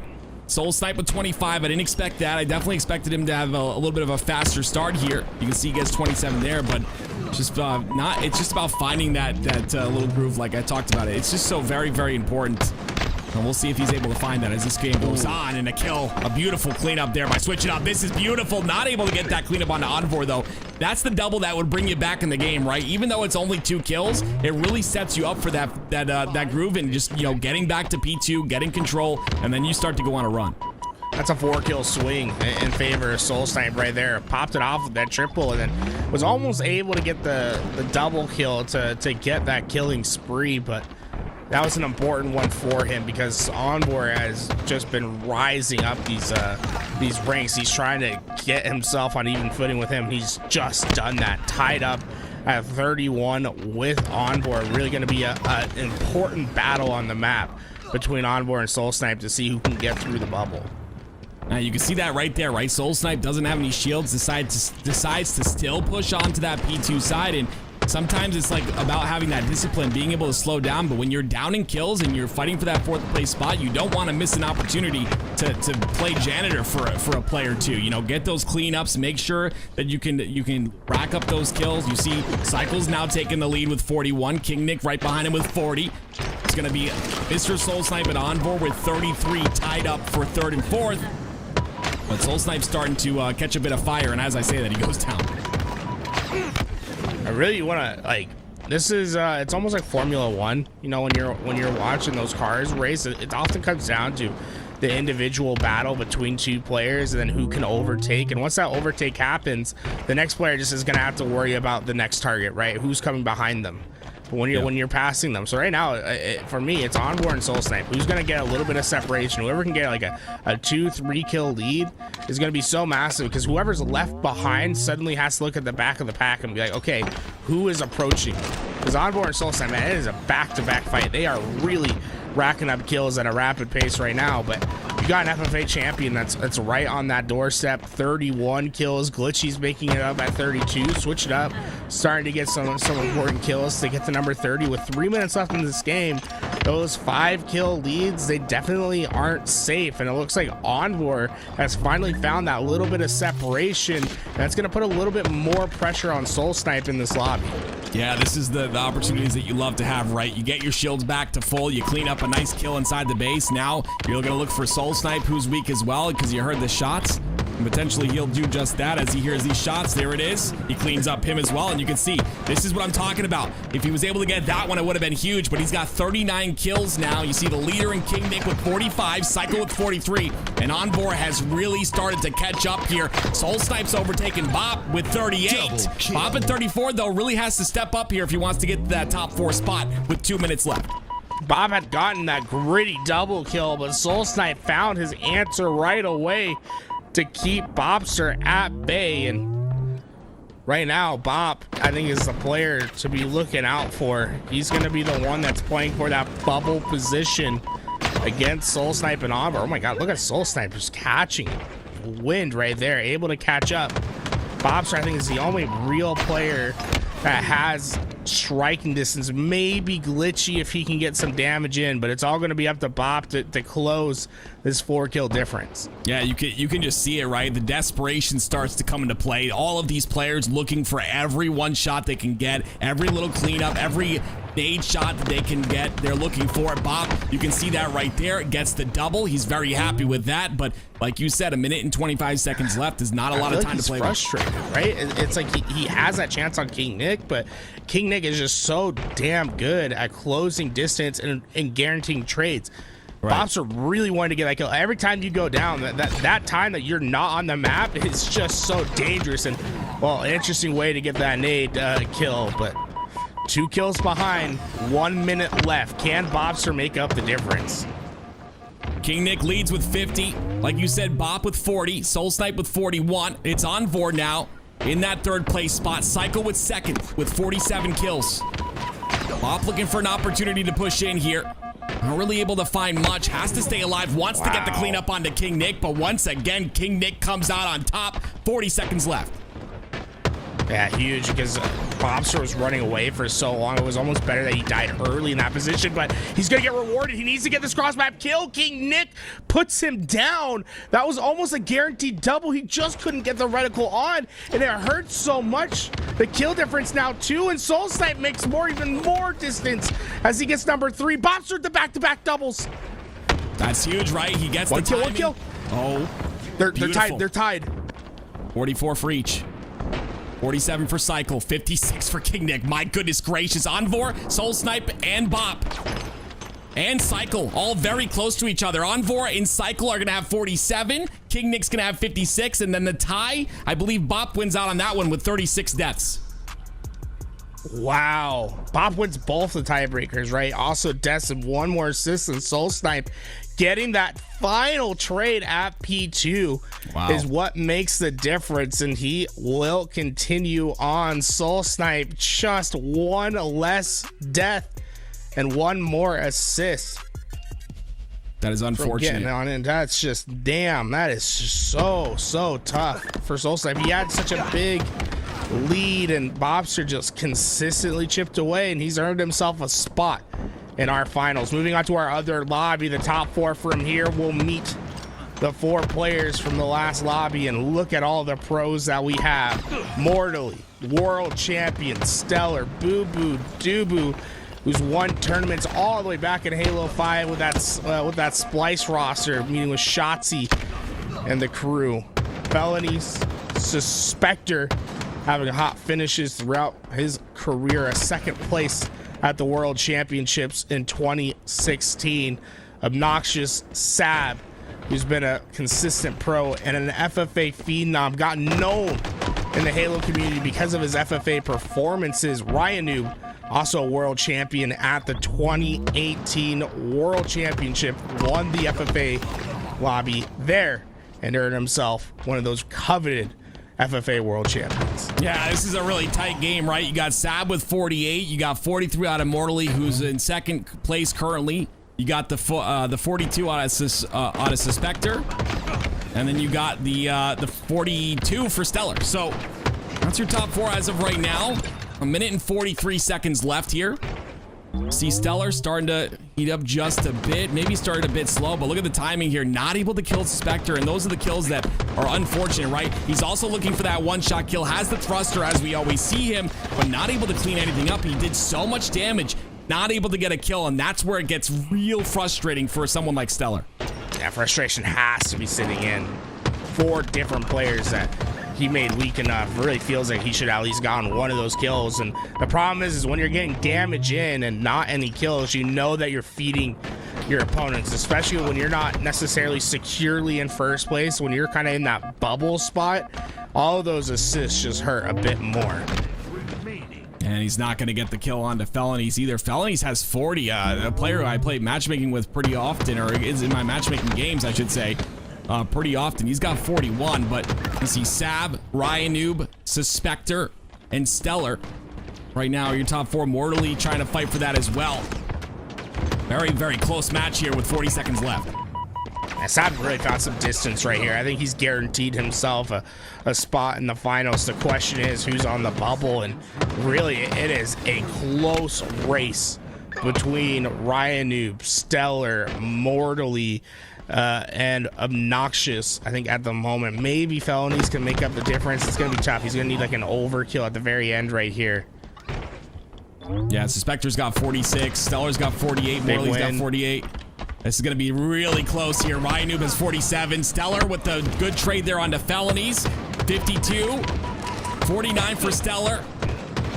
48 for Mortally, and I believe 47 for Ryan Noob, and Suspector with 47, but Ryan Noob has 1 more death. Oh my word. Ryan Noob and Suspector were both leading that lobby in deaths, 50 and 49 apiece, but looks like Suspector's going to edge him out on the tiebreaker. Just 1 less death, but also the 2nd most deaths in the lobby. A little bit lucky for Suspector that his competition was right up there with him. Right. It's just, you like I said, you get into that desperation mode where you're just trying to find a couple of kills to get you going, trying to find a couple of cleanups, and yeah, it's just sometimes, like you said earlier, it's a death spiral. That's a really good way to say it, is you just constantly come off a spawn. You constantly are getting assists, not able to clean up kills. Like, a lot of people kind of look at free-for-all as like this random game, but it's really not. There is a little bit of RNG in there, where you spawn and where things are happening on the map and what kind of timings you get, but it's also in your control. You can control all those timings. You can make sure that you put yourself in the best spot to get the most kills, and that's why you see consistency in a lot of these players that are playing free-for-all. All right, congratulations to our finalists, ladies and gents, the top 8 on the other side. Tools, I want to hear from both you and Active. Any predictions on our winner in the next match? Ooh, I feel like it's Sab's time. He dominated that lobby. I saw him dominating earlier. You know, yeah. I think he's got a good shot, playing really well today. I'm gonna give Sab the edge right here. Obviously, there's a lot of talented players. Who knows what's gonna happen, especially when you have multiple FFA champions in these lobbies. But I'm staking my flag on Sab. Okay, quick refresher. I believe it's King Nick, Envor, Cycle, Bob, and then Sab, Stellar, Mortally, Suspector. So Active. Any changes from your point of view? I would love to see Stellar. I think Stellar started to heat up towards the end of that heat, and I think he'll continue that on into this finals. I think you maybe saving a little bit of gas for this finals. You're going to see everyone play their absolute best. I think Stellar's going to come through. All right, ladies and gentlemen. Well, the HCS FFA presented by the United States Marine Corps will be back in moments. Final on the other side. Don't go anywhere.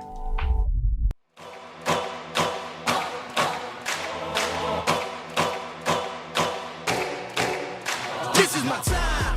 I'm on the rise. Can't hold me down, I'm too fly. This is my time.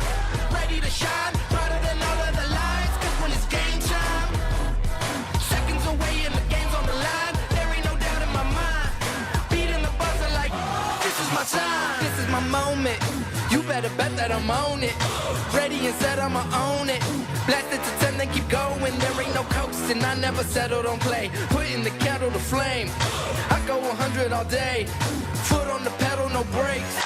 10, 9, paid on my dues, waited in line. 8, 7, now it's about time that I take mine. 6, 5, king of the jungle, heart of a lion. 4, 3, 2, 1, watch out, here I come. This is my time. I'm on the rise, can't hold me down, I'm too fly. This is my time. Ready to shine, brighter than all of the lights. Cause when it's game time, seconds away and the game's on the line. There ain't no doubt in my mind. Beating the buzzer like, this is my time. This is my time. This is my shot clock goes tick-tock. Haters wish that I slip. No, I don't miss. MJ all hits. Watch me pop off, I'm the king now. Moonwalk to the ring now. Keep on wondering how. Let that choir sing now. 10, 9, paid on my dues, waited in line. 8, 7, now it's about time that I take mine. 6, 5, king of the jungle, heart of a lion. 4, 3, 2, 1, watch out, here I come. This is my time. I'm on the rise, can't hold me down, I'm too fly. This is my time. Ready to shine, brighter than all of the lights. Cause when it's game time, seconds away and the game's on the line. There ain't no doubt in my mind. Beating the buzzer like, this is my time. This is my time. This is my time.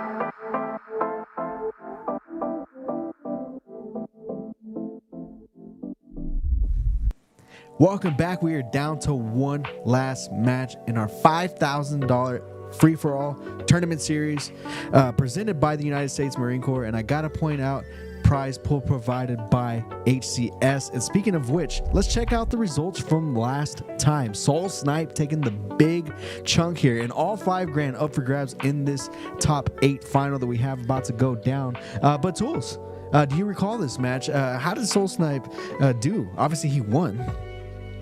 Right, I mean, Soulside was phenomenal throughout, and it's kind of a shock to me, right? Because he was so dominant in that game. Obviously, it came down between him and Cycle at the end, but he fell short, one death, right? Like, loses the tiebreaker in his last lobby, and the champion from last week not here this week. So it just shows how fickle it can be when you're playing these FFA games, and how it can truly come down to 1-2 engagements that didn't go your way.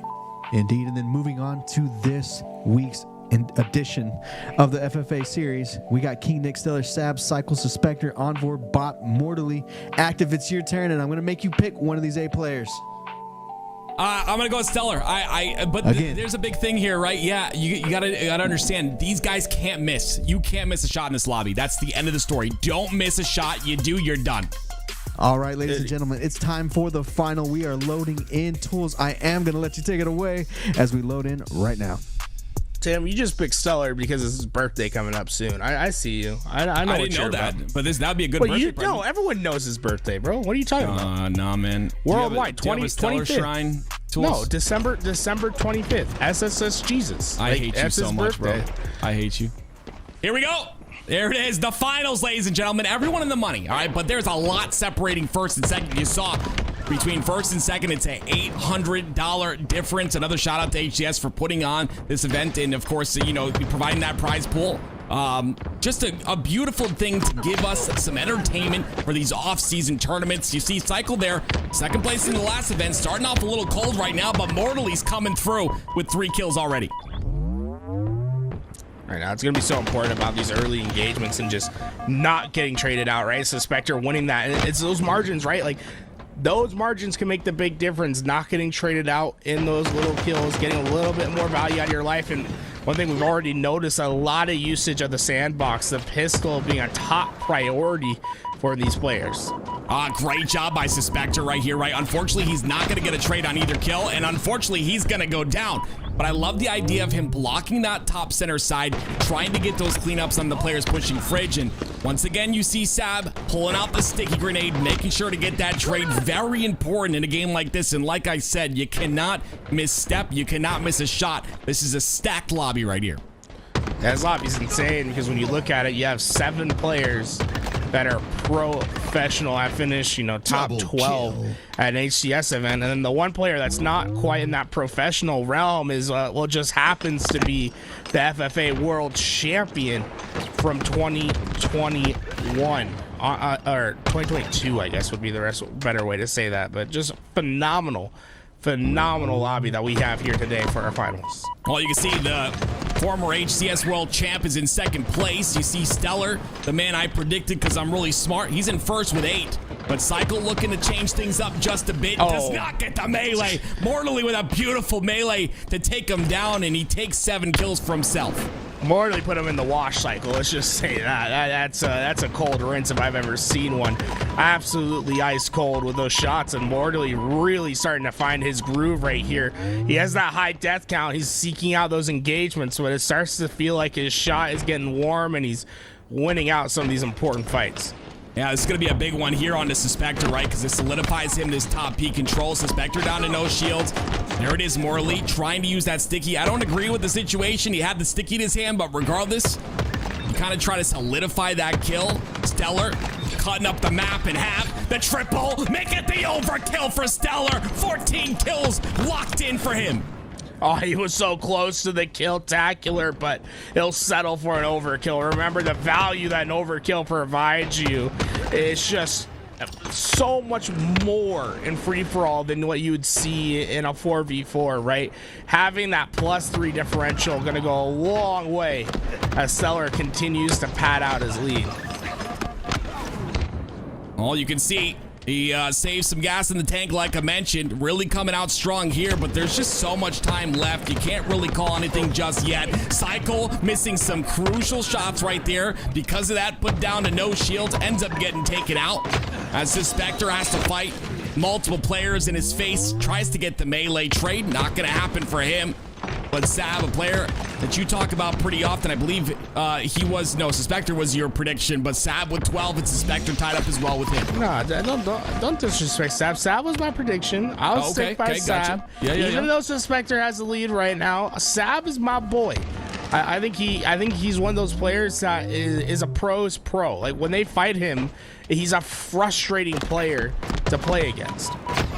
Well, I really like Mortally here. You can see right there, right? He's 18 and 14. I think he ended up getting another death there, but close to the lowest deaths in the lobby.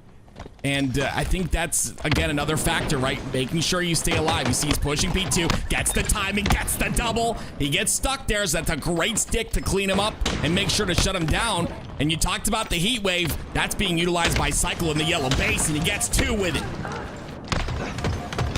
Stellar. Oh, nice little damage in right there. And it's going to be this position where you can try to collapse in on these fights, right? And this is just beautiful timing from him. He'll get behind both, and it's a double kill. But that all comes from the sense of timing. What he's doing, he's listening on the map, trying to listen for those gunshots. And while he's taking engagements at the perfect time, a killing spree that could turn into 6. Envor's running for his life. Oh my gosh, Envor's still alive.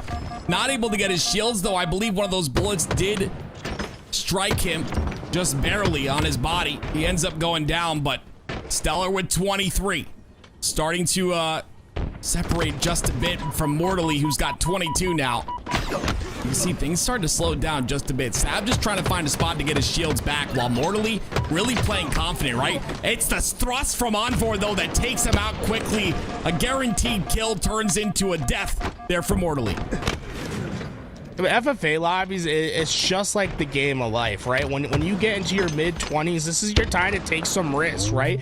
Try to get some explosive growth and really throw yourself to the winds. The early teens, you're prone to make some mistakes. You're getting warm, right? I like it. It is that way. But if you're able to find some separation from your peers in your early 20s, well, you'll find some compound interest in the 30s and 40s and be able to come away as a champion. I wish they taught me that in school. But regardless, Stellar with 25 here. Mortally's got 23, so that separation is starting to showcase itself. I just hope they don't hit that old age where they start to creak when they got out of bed, like you tell me all the time, Tools. But Sab, though, 17 for him. The double kill. What, the triple? Not going to clean it up. Unfortunately, gets taken out. Suspector getting some great damage in, but the kills just aren't there. Perfect shots, though, against first place. Feels nice in this position as he has some deep ground to make up. Right now, it just feels like a two-legged horse race between Mortally and Stellar as they're trying to get past that 30-kill threshold. But just look at the distance. We haven't seen this since the early rounds of the FFA, where we've seen this sort of distance in the game. Yeah, Morley's honestly just playing phenomenal, right? Not missing very often. That's a great stick, though, by Suspector. Stellar comes through with a clear double, playing that bottom center side. And honestly, if you're not, showcased to be down there, you can really wreak some havoc. The thrust on Stellar almost gets on for. That would have been a nasty reversal out of him, but Suspector's going to end up going down to Sab, who was your pick. Sab struggling just a bit, though, with only 18 kills. I'm Mortally.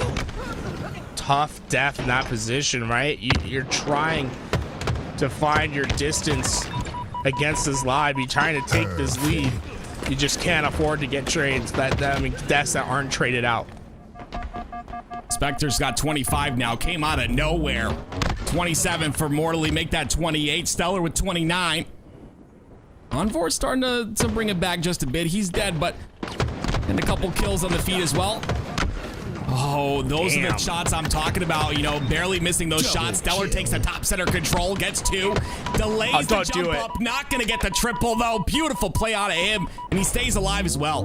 Look how far Bob's trying to run. He knows that Stellar's hunting him down. He's going all the way across the map, but it might just work out for Stellar. He finds another identical 2-shot death at the bottom of Blue Plat, and he's going to turn it into even more killing spree for Stellar as he keeps finding this separation. But my God, his gameplay, it's just deja vu, right, left, right, cycle through the bases, find the fights that are happening in the middle and clean them both up, extracting maximum value.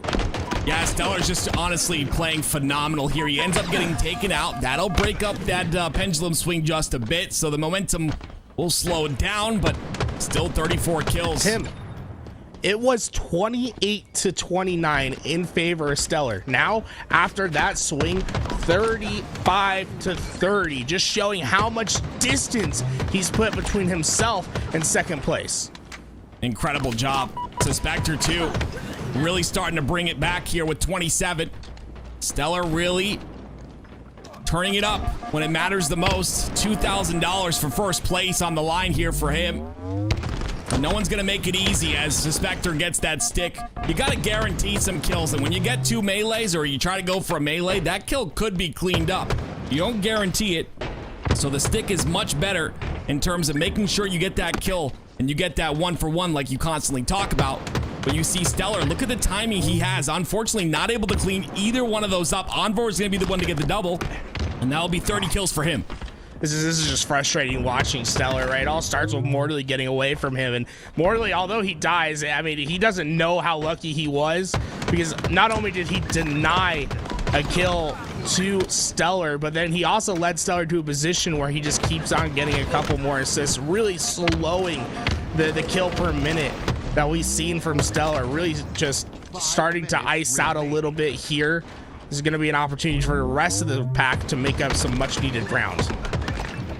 Suspector, like I said, really starting to bring this back here. 34 kills for him, feeling real comfortable on the P2 side of the map.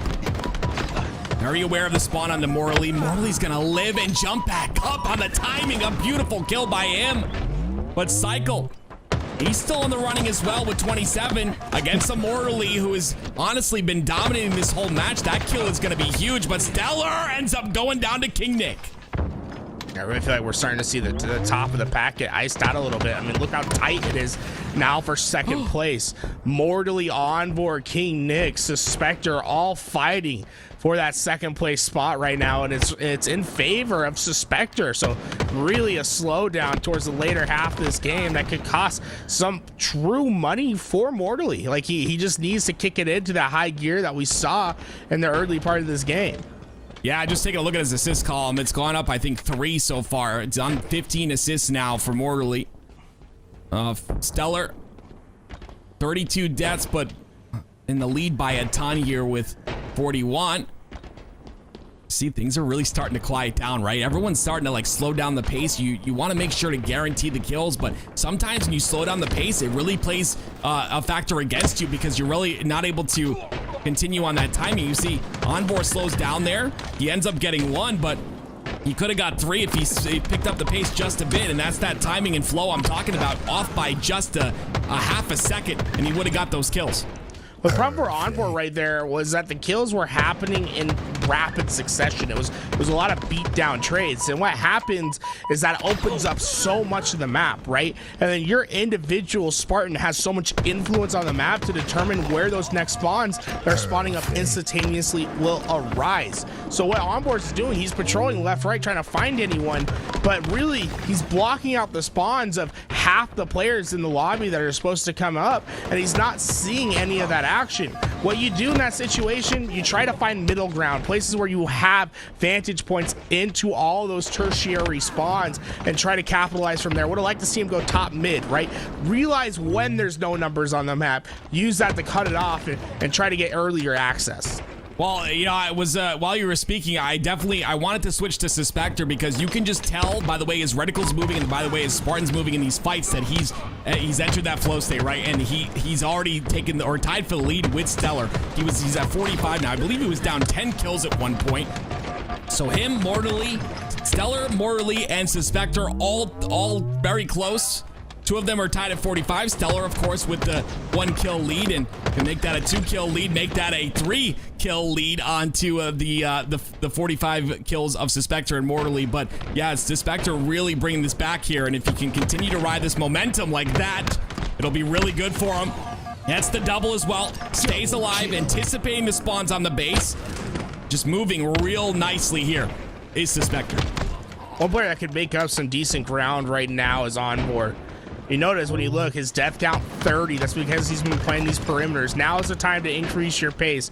Try to find these spawners and make up some much needed ground. I don't know if it's possible for him to get into that fight between Suspector and Stellar, but certainly can try to get into that conversation at top 3.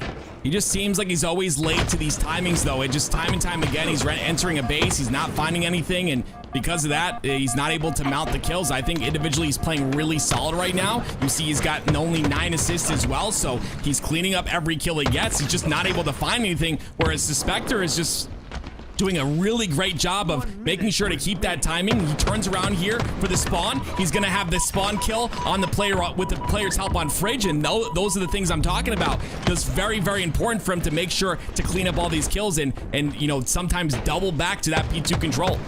A brutal elbow from Bobster takes down Suspector, and that was a massive kill. Would have tied him for the lead. Instead, while he was down on the respawn screen, so Stellar was able to put another kill, a distance between them. And this is it. He's taking the lead. A triple from Suspector on the back rounds, and it might just turn into an over. Bobster just gets away, but first place has transferred hands in the last 30 seconds. I absolutely love, like I said, he's moving differently, right? You can see it in his reticle and the way he's strafing and the way he's moving. Definitely feeling really good. Stellar, more of like a calm type player. He's just solid shots, solid plays. Stellar gets another one. Wesley Stess, Suspector has Wesley Stess. He just needs to hide in a corner. No death comes in. It's a tiebreaker that goes to Suspector. Oh my lord, how close this one was. Suspector's triple kill makes the difference. That triple kill was beautiful. Not only the fact that he had the timing on that fight, but the fact that he target switched to the one-shot player, flicked back perfectly to the other player as well to clean him up, gets the triple kill on the player pushing P2. Beautifully played by Suspector there. You can see Stellar ends up picking up second, Mortally in third, Envor in fourth, and so on, so forth goes the list here. Look at my pick right there, all the way at the bottom. Sab, you let me down this time, but I trust you'll bring it back in the future. What a lobby, and really, it was just interesting to see how much separation there was in this lobby. A little bit of an interesting one. A lot of close up in your face fights. I think Morley was right there with Stellar, just had a few too many deaths in that middle game that allowed Suspector to get back into it. But really, that last minute, if we can go back, Louis, I don't know if you have it on it, but I want to go look at that last minute, see how Suspector was able to get this win in these last moments. But oh my, look at that, winning both tiebreakers by 1 kill, right? Just a beautiful game throughout for Suspector, and it really came down to a big comeback in this final minute. Yeah, he was just looking really, see that double back right there, understands the spawns are coming out from behind him. Just really good game sense. When you get into this kind of concentration, you're able to really understand like where the spawns are coming from. You see he gets the help right there as well from the player on Fridge, and he also stays alive from that player. It's going to be Bob. Doesn't get that stick, but regardless, come to think of it, it's literally 1 assist and 1 death worth $800. That is actually insane. That's right, but then look at this, right? Boom. While one shot was able to get his shields back, got the kill on Envor, and then that perfect right timing to get to. Yeah. Look at this flick. My. Look at this flick, right? The Cycle's head is like barely there, flicks to him, perfectly flicks to the foot to break the shields, and then flicks to the head to get the headshot. That's just absolute beautiful Halo. And he's, I believe he ends up getting the kill on the Bob after, but regardless, just beautiful play by him. Just look at how he's playing this entire situation. He might have gotten the kill on the onboard too if he had a little bit more time with his shields coming back. But yeah, I think if maybe you played that little wall a little bit, but hey, there's nothing to complain about right there. 55, and really a 4-kill swing. Stellar had to be kicking himself, right? There's 15 seconds left in the game, and you see a 4-kill swing for your second place opponent to tie it up and then win the tiebreaker off of it. A heartbreak for Stellar, and really a huge comeback for Suspector. Heartbreak for Stellar, heartbreak for Active, but none as bad as Tools with the 8th place pick, man. Hey, sometimes you try. No, it's all good. Hey, congratulations to Suspector. We had Stellar in second place, Mortally in third, Envor in fourth, King Nick in 5th, Bop in 6th, Cycle in 7th, and last but not least, out of 300 people, 8th place ain't bad for Sab, man. So congratulations to all the finishers there, and great job casting, you guys. Any final thoughts before we close up this show? Because that's it for week number 2 of the FFA series. One more FFA. Sign up, guys. Like, we keep getting a lot of signups. Remember, there are check-ins early on the day. So, right, I think it's all the West Coast people, because it's like this tournament starts early in the morning. You need to be up early and checked in to play. Just get yourself signed up. We have one more $5,000 tournament, and honestly, it's been fun to watch all these happen. I hope they happen in the future. Shout out to the Marine Corps for helping this, for sponsoring this and helping it happen. But it's been a blast to watch. We got one more. Sign up, folks. Indeed, that date is December 30th. Final thoughts, Active? Yeah, just thank you for having me. I love these off-season events. I love that we're able to have something to bridge the gap between, you know, the last Worlds event and then the first HCS event. Really cool that we have these to put on, and some great practice for anyone looking to break in. We had a lot of players that you maybe never seen before in these lobbies, and they were able to get there because they placed well in the free-for-all. And honestly, free-for-all is where a lot of players start their career in that fours environment. So definitely a good place to get in. All right. Thank you, guys. Thank you, gentlemen, for that. Viewers, this has been week number 2 of the HCS FFA series presented by the United States Marine Corps. Prize pool provided by HCS. That's it. There'll be another one on December 30th. Get signed up. There's literally 500 spots open, and we have not hit that cap. So there's plenty of room for you next time if you're tuning in for the first time or the last time. You know what? We've been LVT. We'll be back another day. Actually, tomorrow. Both of you are back, right? Yep, sir. HCS Open number 4 or 5 at this point in time. I'm losing count because HCS is killing it with these off-season events. Ladies and gents, we'll be back tomorrow. Drops and more. And yeah, the stream's not going to end, ladies and gents, so enjoy your drops.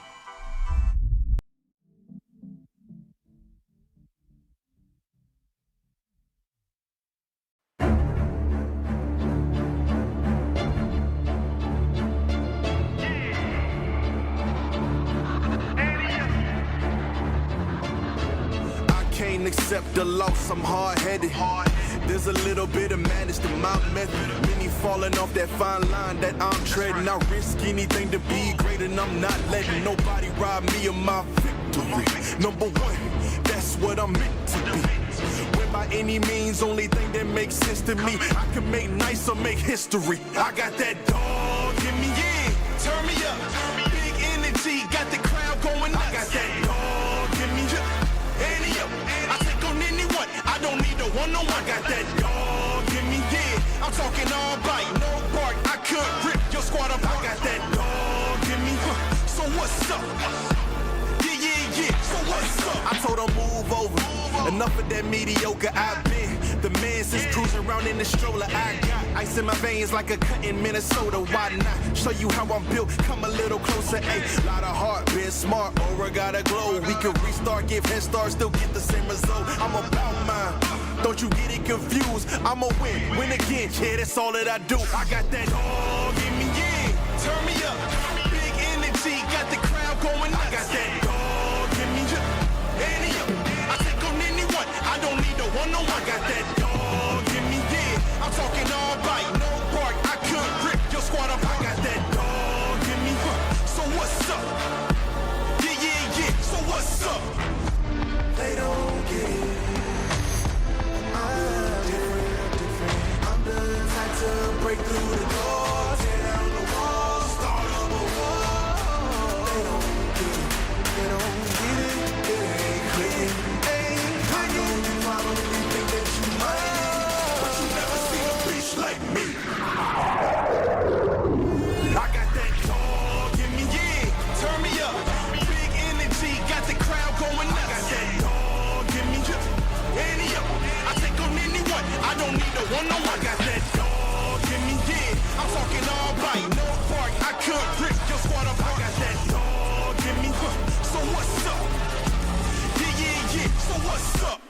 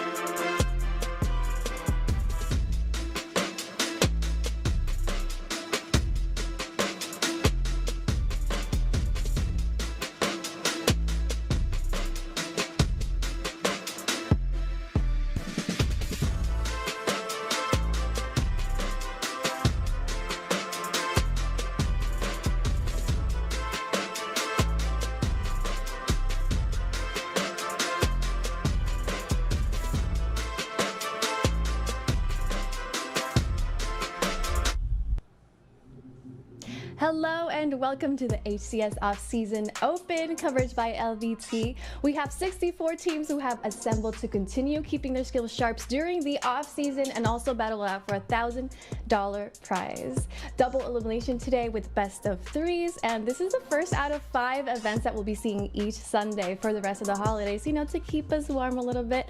I'm Aliek, and joining me is also Tools. How are you doing, Tools? I'm doing fantastic. Like you said, it's the off season, right? So it's a little bit different.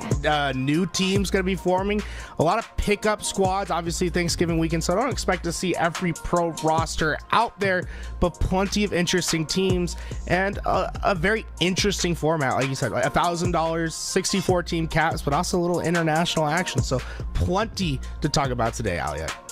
I agree. This is the perfect moment to catch maybe some breakout players and see what maybe potentially year 3 is going to look like. And I would like to take a look at the bracket really quick. So Tools, you can give us maybe a highlight of some of the teams that we should be watching out for this today. Yeah, absolutely. And really the team that I want to hone in first is the Incognito squad. You're going to see them in the mid section of this bracket, but this is a team where I look at it on paper and I'm like, ooh, this might be one of those teams that is unofficially official. It's going to be Carmea, Ryan Noob, Huss, and Precision, right? Not necessarily a guaranteed team, but Ryan Noob, we know that he's out of Shopify Rebellion after some news earlier in the season. Know that he needs to build a new team, and well, he loves to get young players, and that's exactly what I see right here, right? Precision and Carmea, two of the youngest players in the scene. Huss, a very young up-and-comer as well, who's been absolutely dominating throughout the scene. So, maybe potentially the new Ryan Noob team right there.